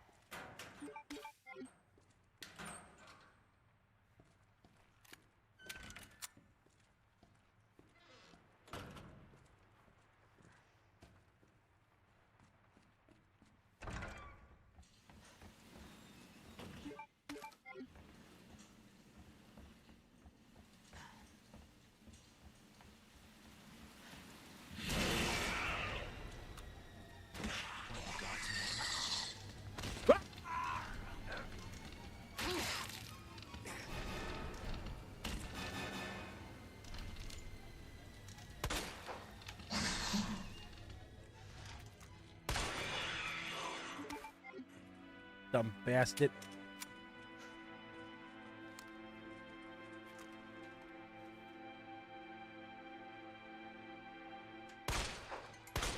I guess it only works when Carlos does it.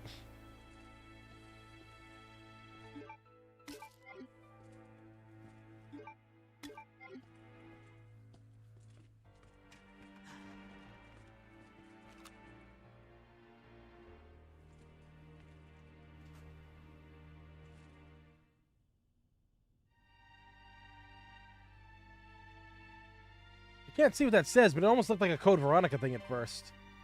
And there's the classic jacket.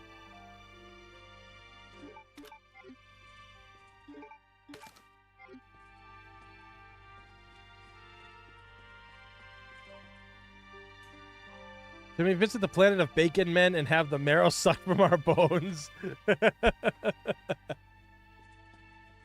God, I love Ed and Eddie. But I guess a lot of people aren't happy with Fortnite because only Ed is in it. To be fair, though, Ed's like the most memeable character from that show, really. Like, he's got a lot of epic moments. So I kind of feel that it was okay to add him, but I think they should have let you, like, buy the 3 Eds, you know, and just swap them out as skins or whatever.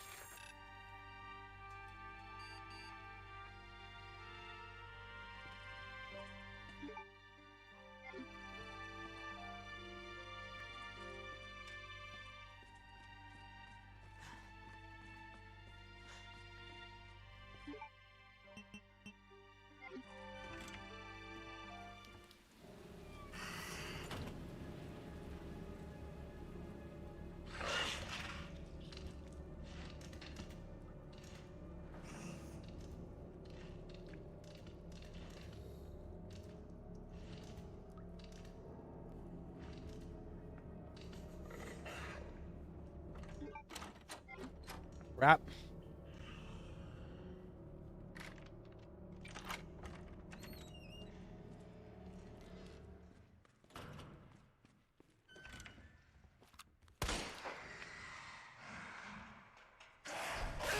Ah, God damn it. They move pretty quick. On shenanigans on that.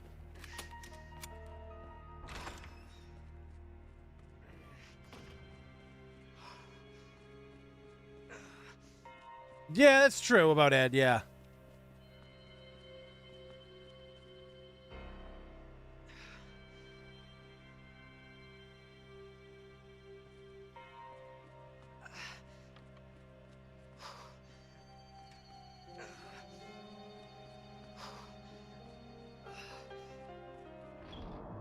Baz needs hugs.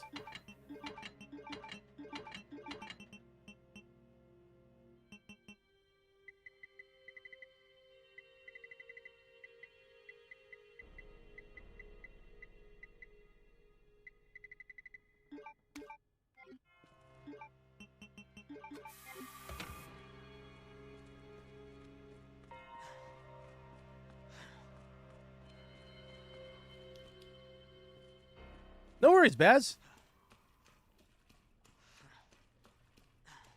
Just relax and pet the cat.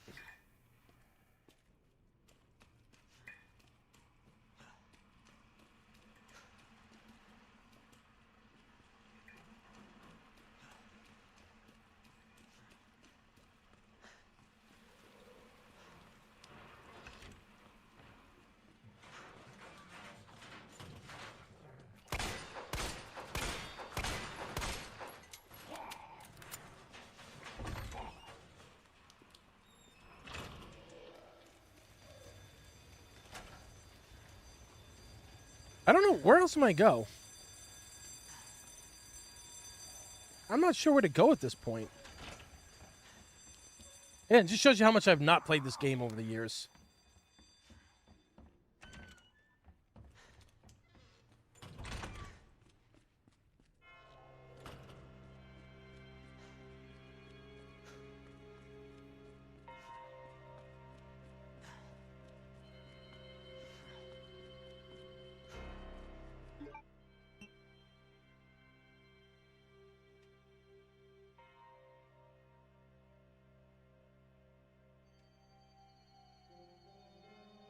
The battery with the explosives?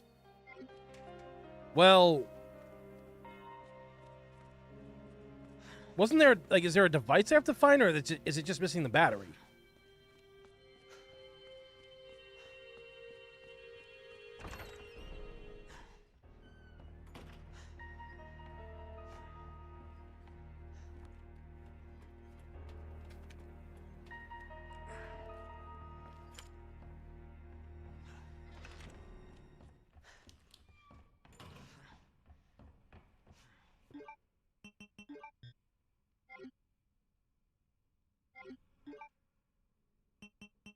Yeah, I don't have the device for that. I don't know where it is.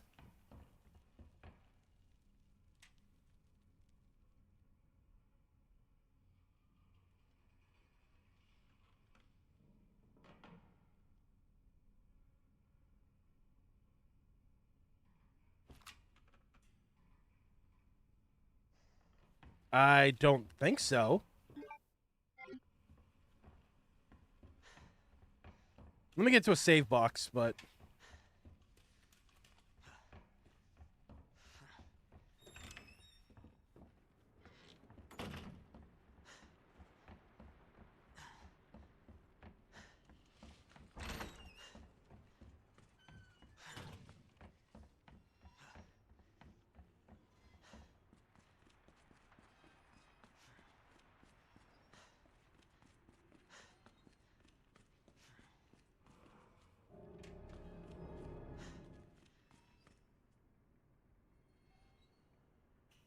Operations room. Oh.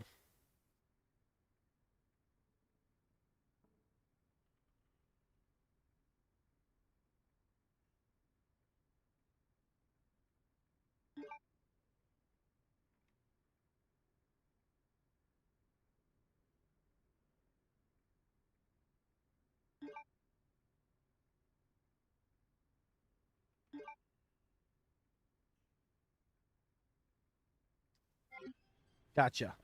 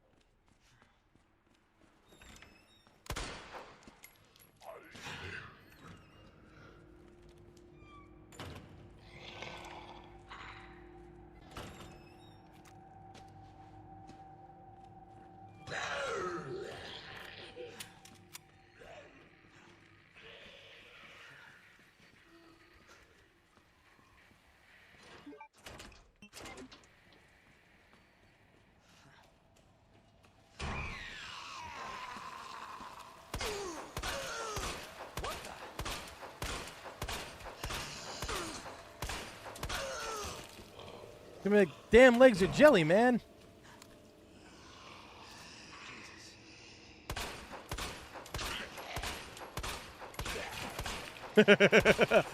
Face plant.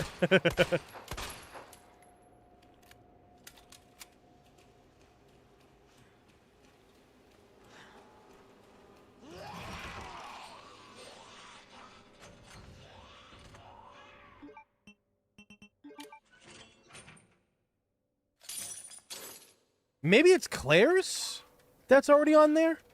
Maybe that's what it is you guys are thinking? Maybe Claire's scenario? 34 people watching right now, 29 likes. Thank you guys. Greatly appreciate it.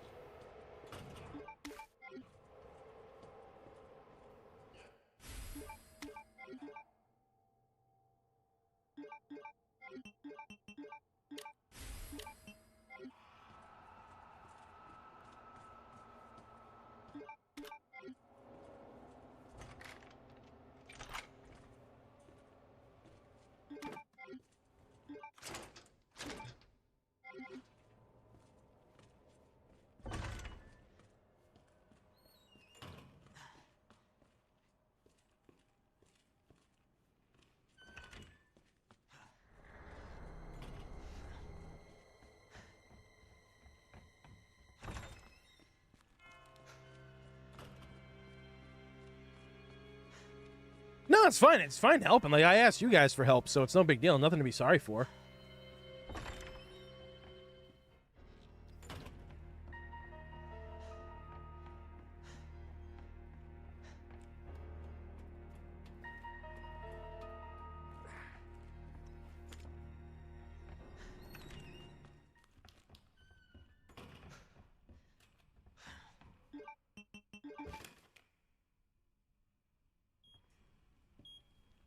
Yeah.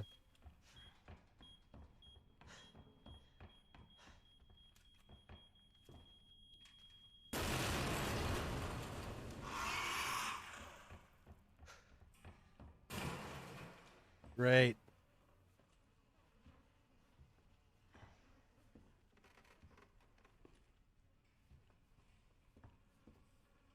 All right, so which one's this one, guys?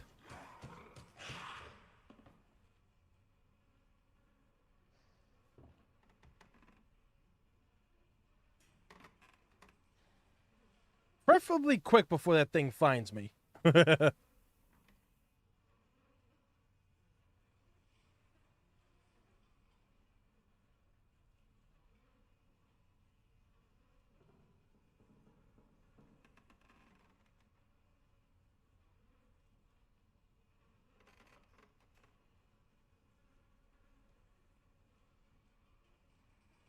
Women bow snake.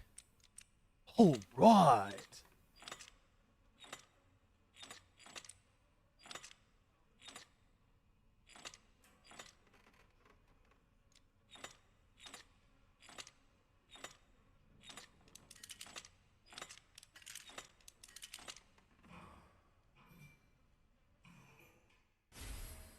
We got totally the last one.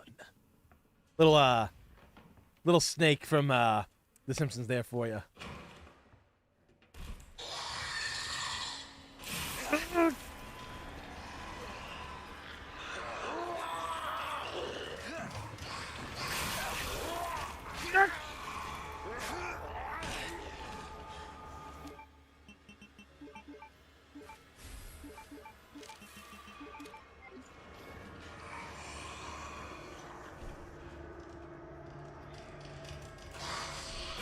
Ugh.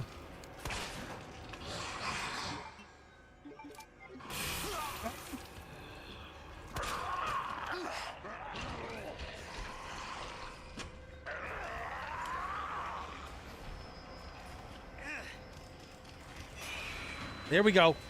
There we go.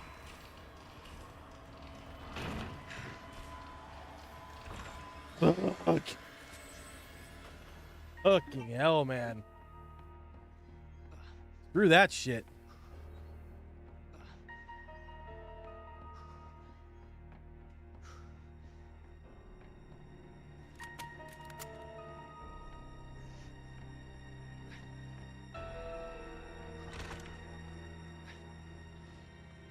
First day on the job. I better get hazard pay for all this shit.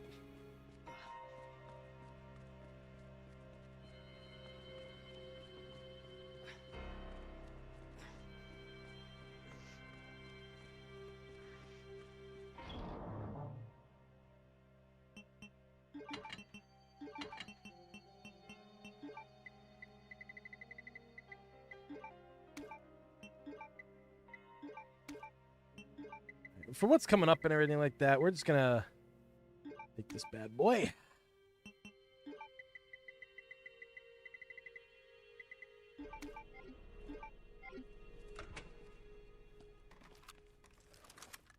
Yeah, bitch.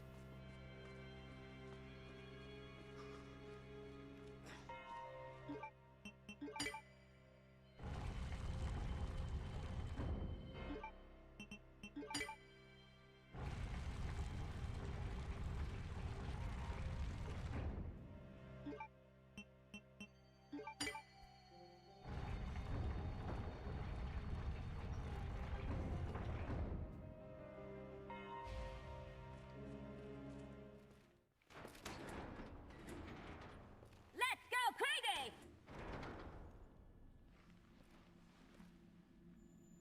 So it Can't goes see shit down underground. there. Huh. That's it. That's our way out. Lieutenant Branna! Marvin! It's time to go. All right, Johnny, take care, man. Thanks for the $5 super chat. Wish I could stay for the rest of the stream, but time has arrived for me to get ready for work. Take care, Tony and chat. See y'all next stream. Thanks, John. Appreciate it, man. Save yourself. Come on, I've got you. Go! Look, we can still make it out of here together. You just can... It's too late. I tried, Leon. But I couldn't stop it. We can't let this thing spread. It's on you now. Just go.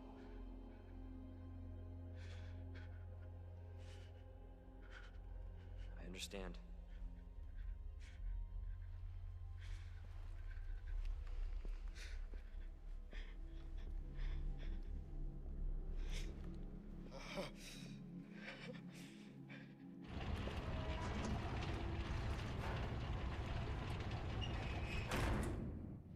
I won't let you down, Marvin.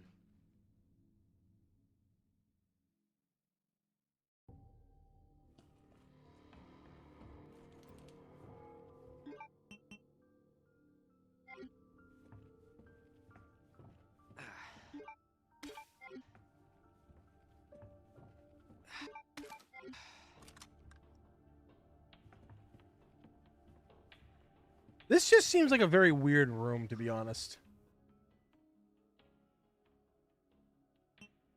Huh, last save 2/2/2024. Why was I playing this in 2024? I think I needed footage for a video I never did. I think that's what it was.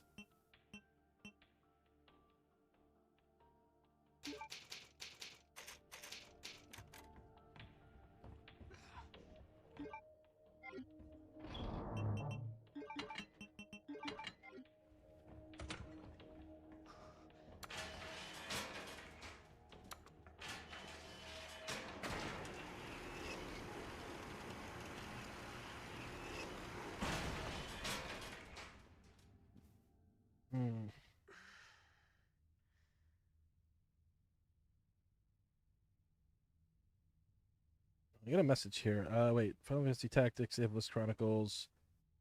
Okay.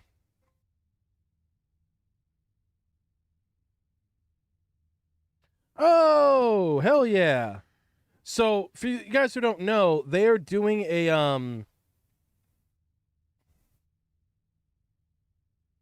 they're reissuing the Disney Afternoon Collection, but I don't think it ever had a physical release. Now it's getting one. The entire game is on the cart, by the way. You don't have to download it. Like it's there. It looks like it's only for Switch and Switch 2 at the moment. But this is great because this is from Digital Eclipse and they do decent work at times. And they've added 2 new games: Bonkers from the Sega Genesis and Goof Troop. So I think this allows for online play. And if that's the case, you can catch Proxy and I playing this game at some point together. Because we both love Goof Troop. And Goof Troop means a lot to me because that was a game that I played years ago. I rented a lot. I played with my mom, and then like I played with like a lot of my friends and stuff. It's a simple game, but it's fun.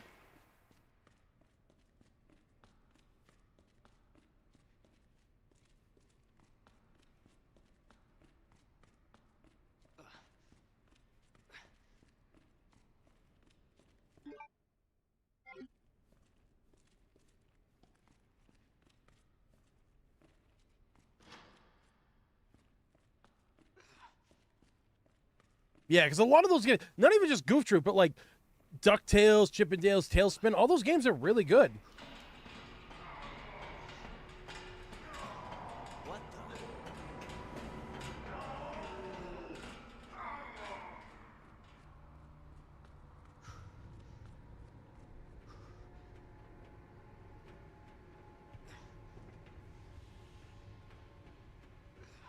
So looking at like this place right here, this reminds me of the photos that I did for Nick Apostolidis when he was with us at PAX South that final year that they had it right before the pandemic, and like because we shot in the hotel that he was staying at. He asked the people if we could shoot underground. It's like, oh yeah, let's go. It was great. It was awesome.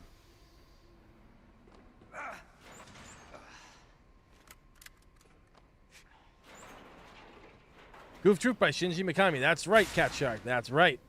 I think technically that was the first game he worked on.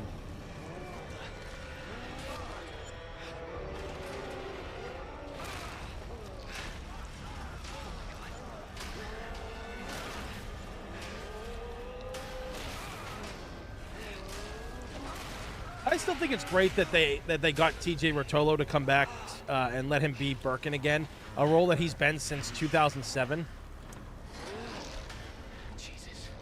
Which is weird that like only he and Keith Silverstein, who played Hunk, are the only ones that got to reprise their roles from the original games.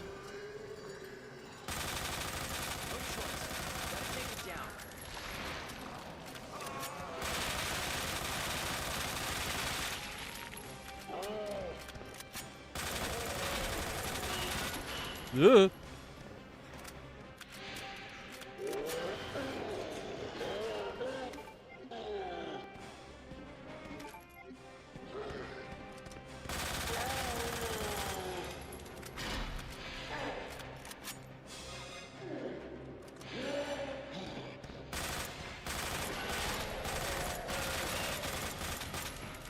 Ugh.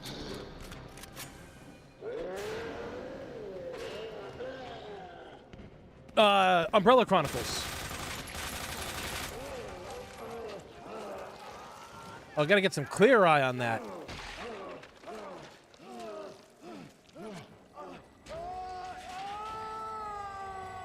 And for those of you who don't know who TJ Rotolo is, that's Frank West himself, the OG Frank West.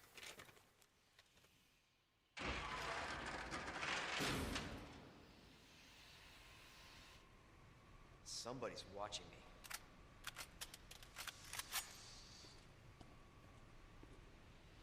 Yeah, but Umbrella Chronicles is where he first got the role. That's actually technically where Keith Silverstein also got the role as Hunk. So they've been some of the most like ones that were brought in still, which I think because their roles were like super minimum, that they were just like, okay, they're not the main cast of characters that are going to be here for a while. We can probably do what we need to do with them in like a day. You know, I think that's kind of like what it boiled down to. I mean, because Frank did the TJ Rotolo also did the motion capture for Birkin as well.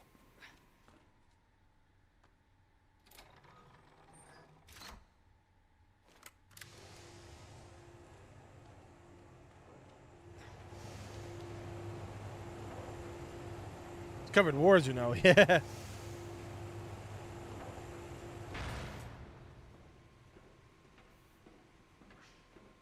You know, Dan, I would love to see Resident Evil 2 get ported to the N64's section on the Nintendo Online for the Switch.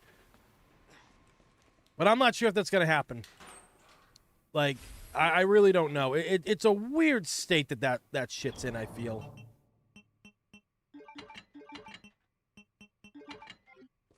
But anything is possible.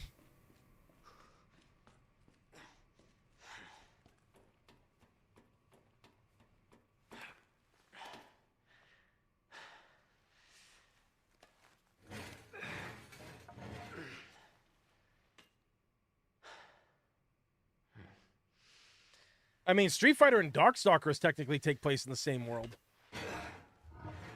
Also, Final Fight and Street Fighter, same universe. I wouldn't mind, honestly, if Dead Rising combined with Resident Evil. It wouldn't really hurt anything.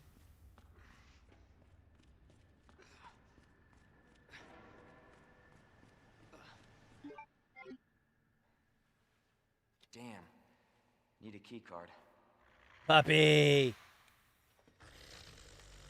He's so cute. You gotta be kidding me. Get off of me!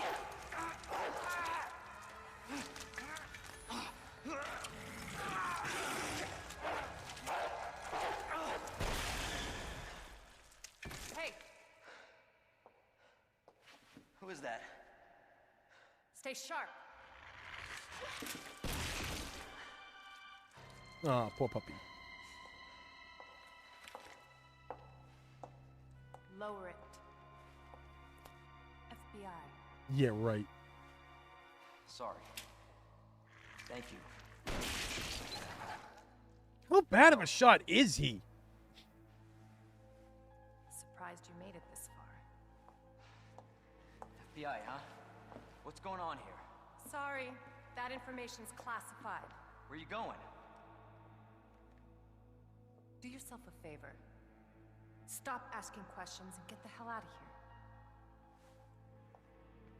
here. I would, but I can't get out of here. Hey! I'm not done talking to you.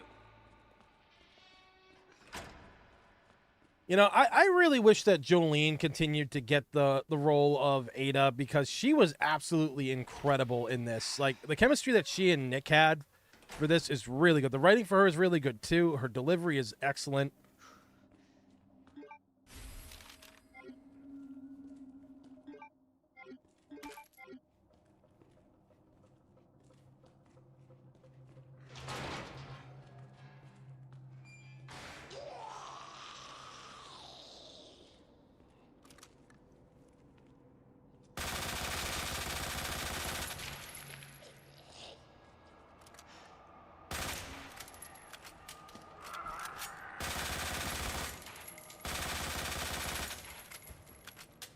None of you ain't getting up.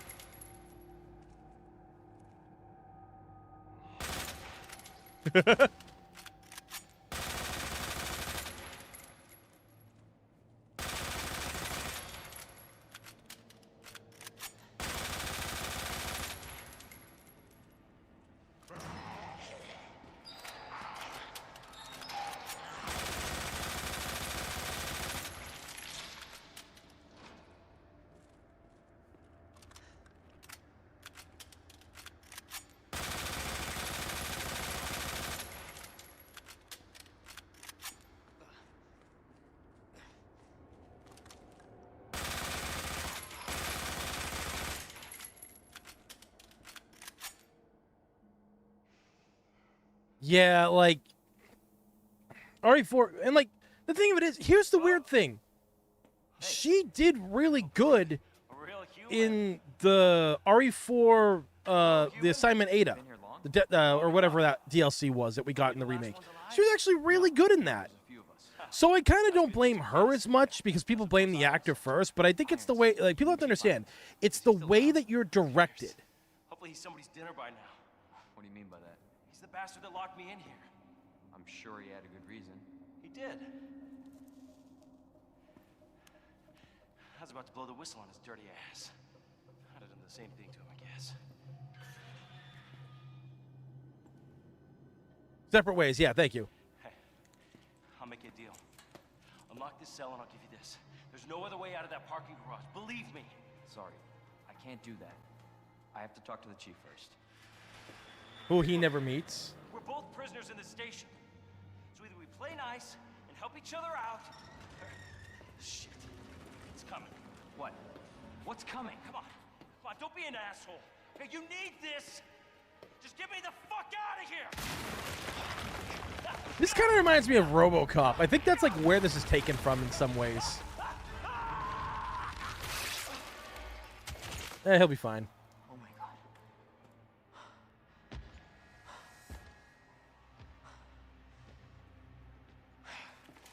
Who is that?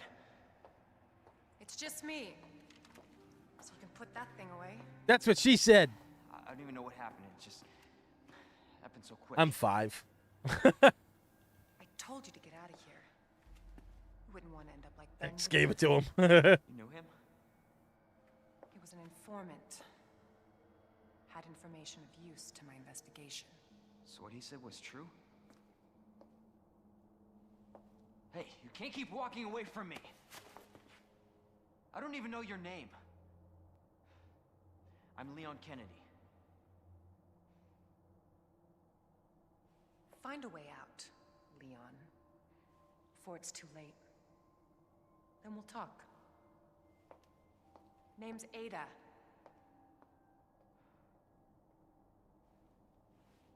Yeah, like she was directed better in separate ways than the main campaign of RE4, which kind of sucked. And you know, like I said, I don't like hate her or anything like that, but it just was kind of showing you that, you know, she didn't get the right direction.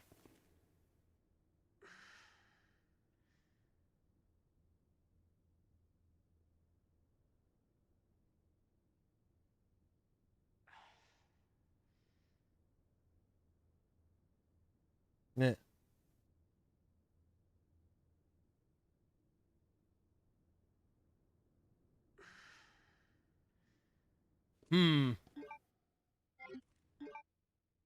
I can't do this just yet.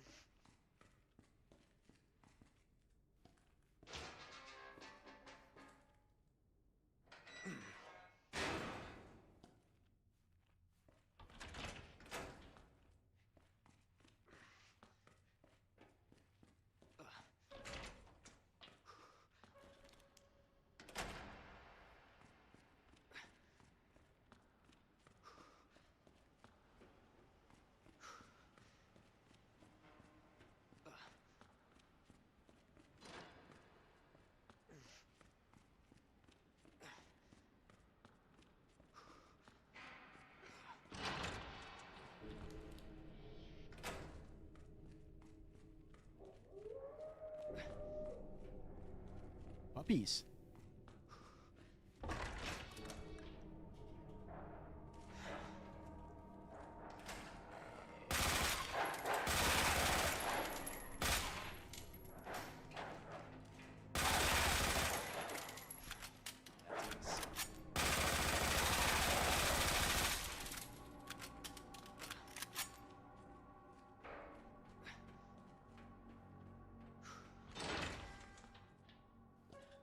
You know, the day that I'm ready to start doing my retrospective for, like, Resident Evil and stuff, I'm going to have an interesting time going through this game. Talking about it. Because I think there is a lot of negatives to it, but I also think there's a lot of good to them, too. Well, don't forget with Final Fantasy X,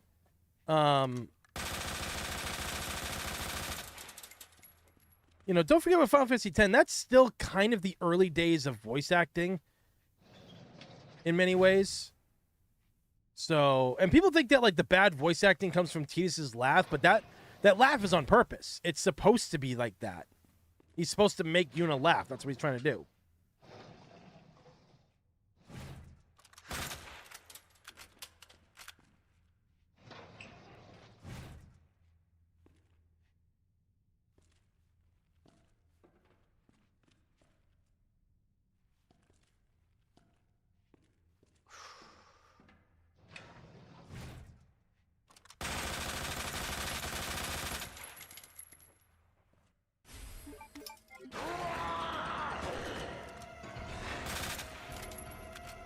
bitch.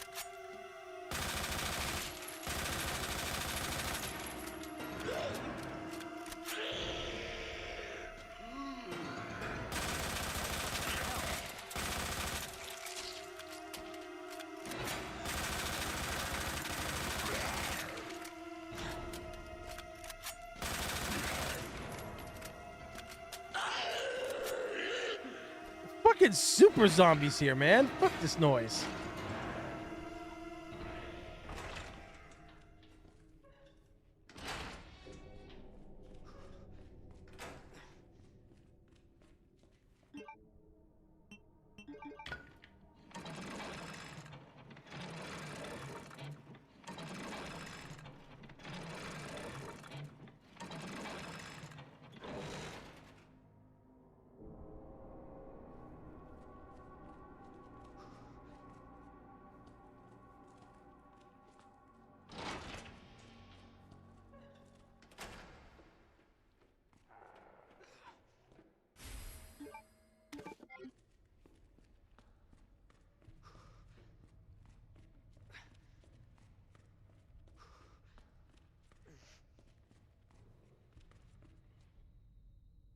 Okay.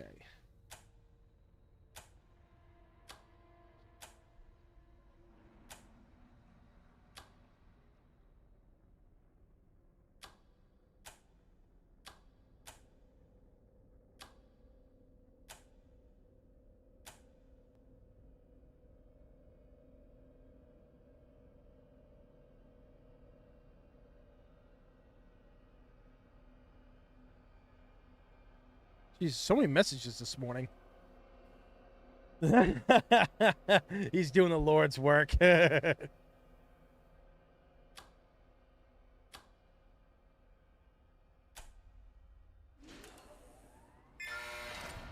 we go.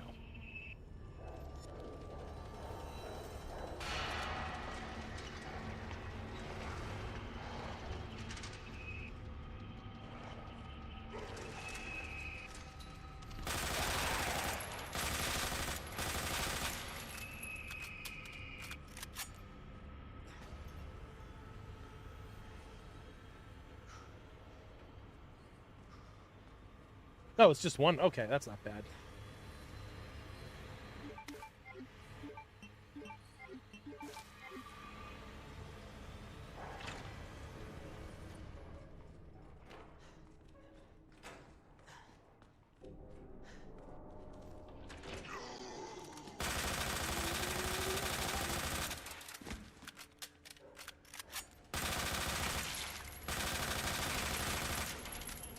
There we go. Oh.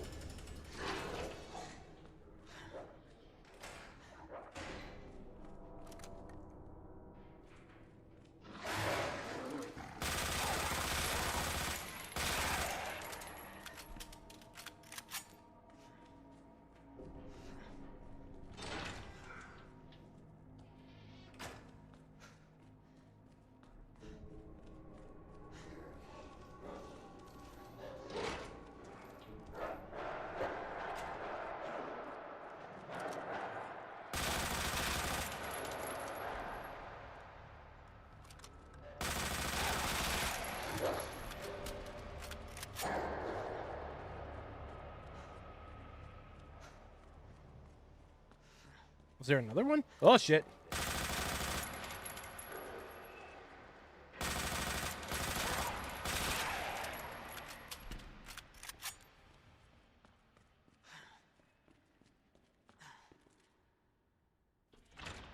Oh, yeah. No, he did good with that.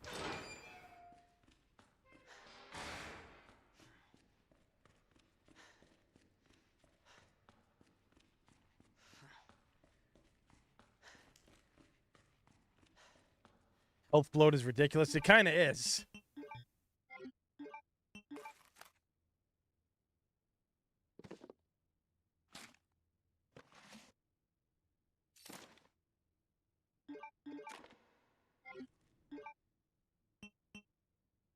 I need another one? Where the fuck do I gotta go now?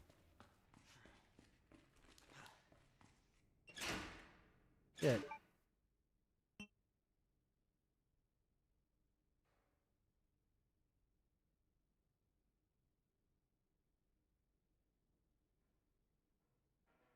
Oh. Go through here. Firing range. Oh, it's clock tower? Oh, so I gotta go back up?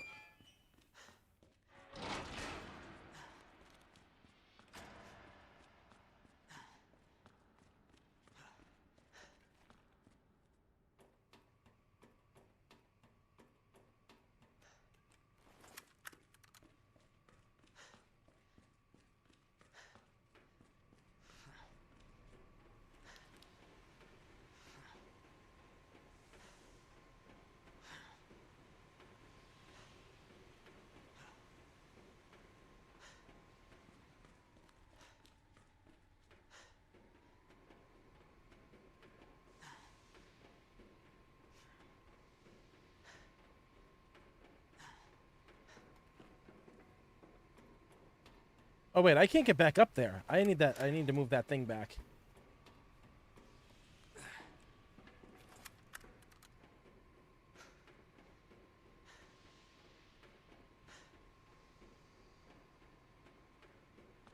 Yeah, I really hope that they're... Oh, it's not going to go back. Okay. I really do hope that the Clock Tower games get, like, some, like, new entries and some... I mean, like, they had Clock Tower Rewind, but I don't know how well that sold. And I don't think a lot of people really enjoyed it because it's really... People don't understand that Clock Tower game on Super Nintendo, that's some hard shit. I did a review on that game, actually. Because one of the guys I know that works for Way Forward, he asked if I want... He messaged me. He's like, yeah, dude, you want a copy of this? And I was just like... I was blown away.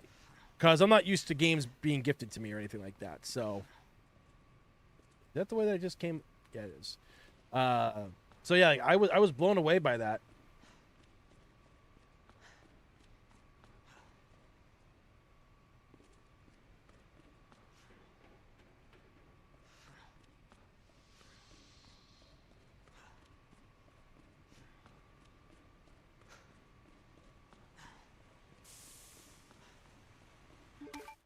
Well, this works.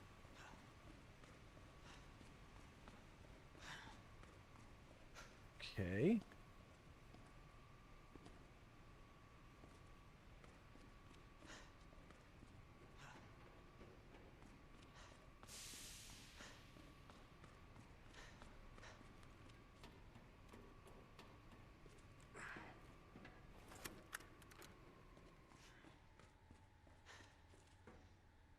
So how the fuck do I get back there?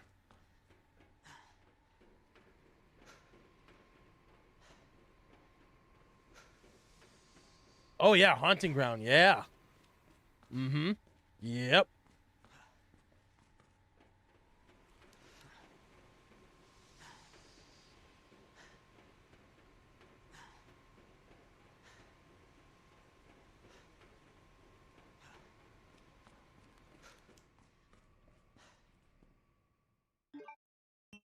All right.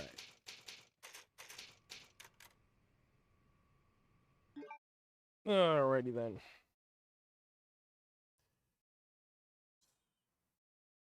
Come on, you stupid thing. Go down to 0%. There we go.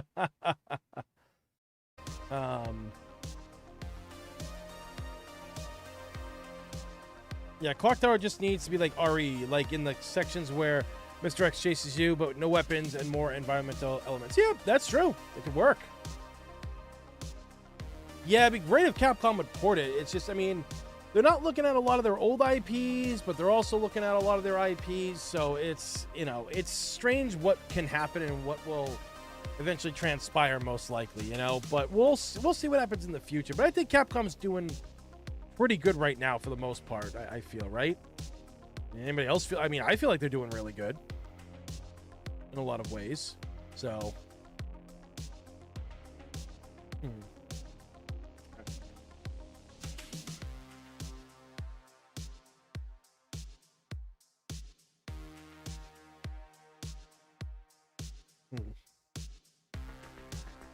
But yeah, The Thing is one of the most perfect horror films of all time. Oh, yeah, no, I'm going to say this. The Thing, I think, is the greatest horror movie of all time. I think it really is, because I think it also holds up extremely well. I think the fact that you don't really see the monster, but, like, anybody can be the Thing, and I think the set design, I think where they were, the very, very, very little use of CGI, practical shit, because I'm a big fan of practical stuff, whether it's horror movies or action movies. And I'm not a guy who's big into horror movies because I get scared easily. Brandon knows this because we were talking about this yesterday. But I do feel that The Thing might be the greatest horror movie of all time. I really do think that. This is coming from someone who's like, if I have to give that's my favorite. But if obviously like there's probably better horror movies in it, but it's probably like in most people's top 5. So the 90s were not kind to John Carpenter. Yeah.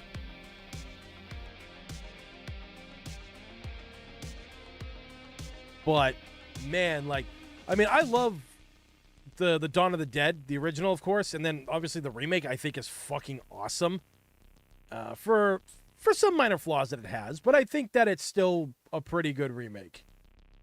Especially since I saw that in theaters, and it kind of scared the shit out of me.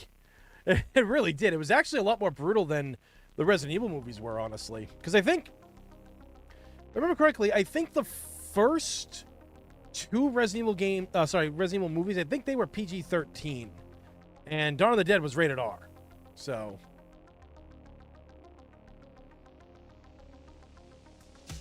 yo, Cascade.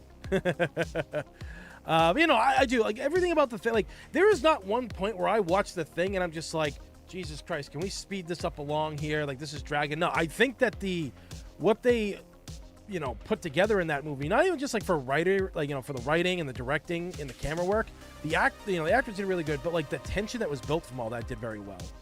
So, Dawn of the Dead remake has the best opening 15 minutes of any zombie movie. Well, I'd say that 28 weeks later, that one's right up there too. That one's pretty much up there. They were opening sequence in Dawn of the Dead remake is beyond good. Yeah, I kind of wish that they did continue that, like when they got to that island, and obviously the zombies were on there. I know it was like left to open, like if they survive or not, and it was just kind of a bummer that we never got like a direct sequel to that. In 28 days, like that was good. That's some good shit. Credit for Dawn of the Dead remake was good. It went downhill from there. It kind of did. I mean, there's some good zombie movies and good horror movies, like, don't get me wrong, but as far as like horror, like zombie movies went, it did kind of start going downhill. Like, the bar was set so high,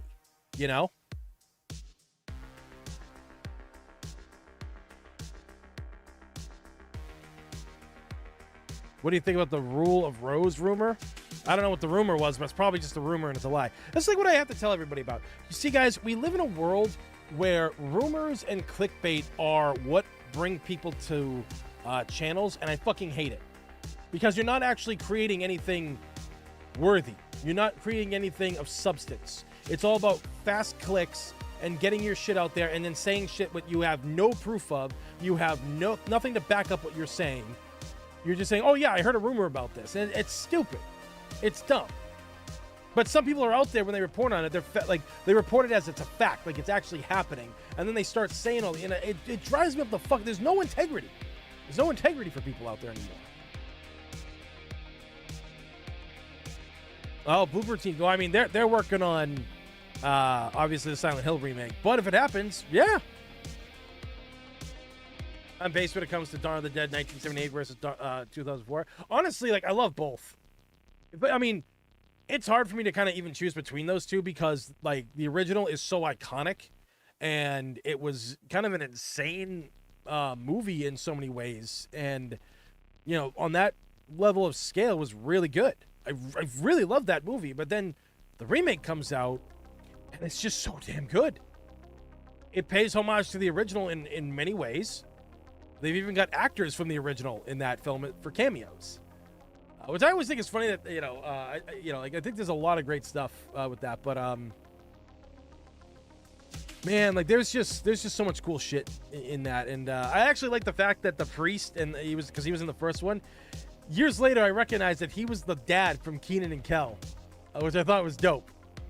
Ken 4A. I loved him on that show because Kel just drove him up the fucking wall. He's got good comedic chops.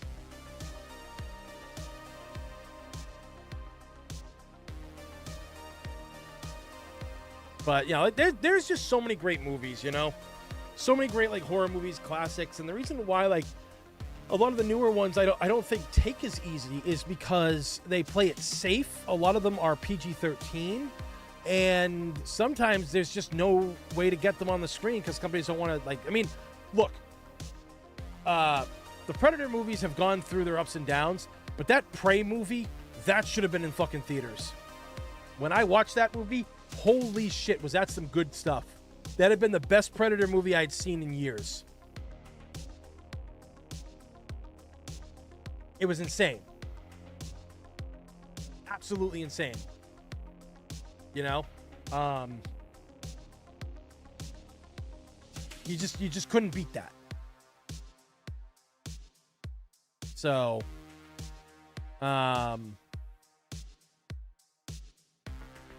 yeah, it's just, I don't know, like, just movies nowadays. I mean, it's almost every genre. It's almost every genre out there now. They don't really make great action movies anymore. All of them go direct to DVD because obviously the big focus on media right now is making Marvel type movies, superhero movies. Those are still the big draw. Nobody goes to theaters for a lot of horror movies or anything else, like comedies and shit. Not that there's really a lot of great comedies that get made anymore.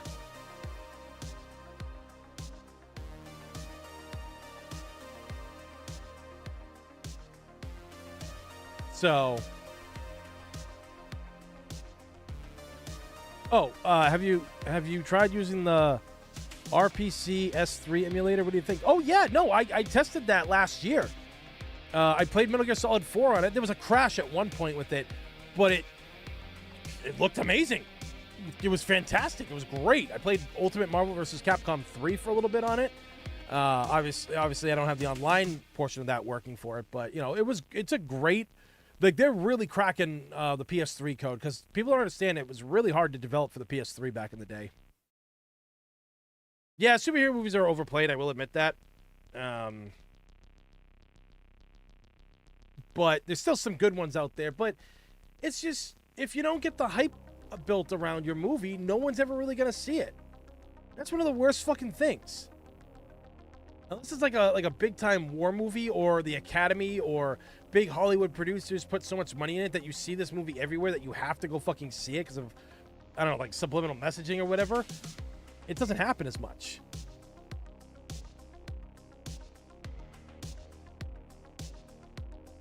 Yeah, Ricky Gervais, he called them out. You don't really get, I mean, and Vince Vaughn talked about it too. I think he was saying that it's impossible in this day and age to make the movies like he and Owen Wilson did in the 2000s. Because think about it, you really can't make, you know, rom-coms and that kind of stuff. You can't make movies like Step Brothers. You can't make, you know, like Superbad. You really can't make those kind of movies. You can't really make Austin Power movies anymore. It's like that kind of comedy and stuff, you know, American Pie films, you just can't do it. You just can't do it anymore. I mean, there was that American Reunion that they had.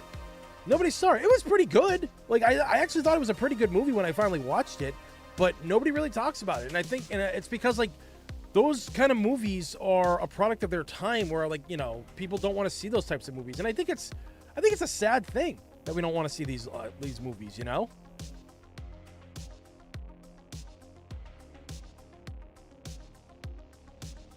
You know, I was never really a Lord of the Rings fan. I only saw the first film. That's all I ever saw. Never saw the others.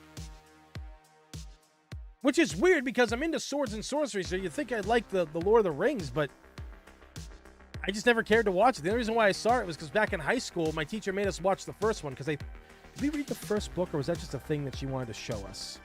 No, we read Harry Potter, the first Harry Potter book. Then we went and saw, then we saw the first movie. She had the VHS tape, which was hilarious. And you know, so, and then we watched Lord of the Rings at one point towards the end of the year.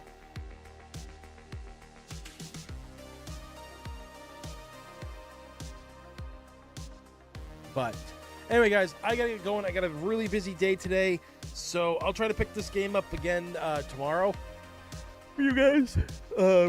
Greatly appreciate it.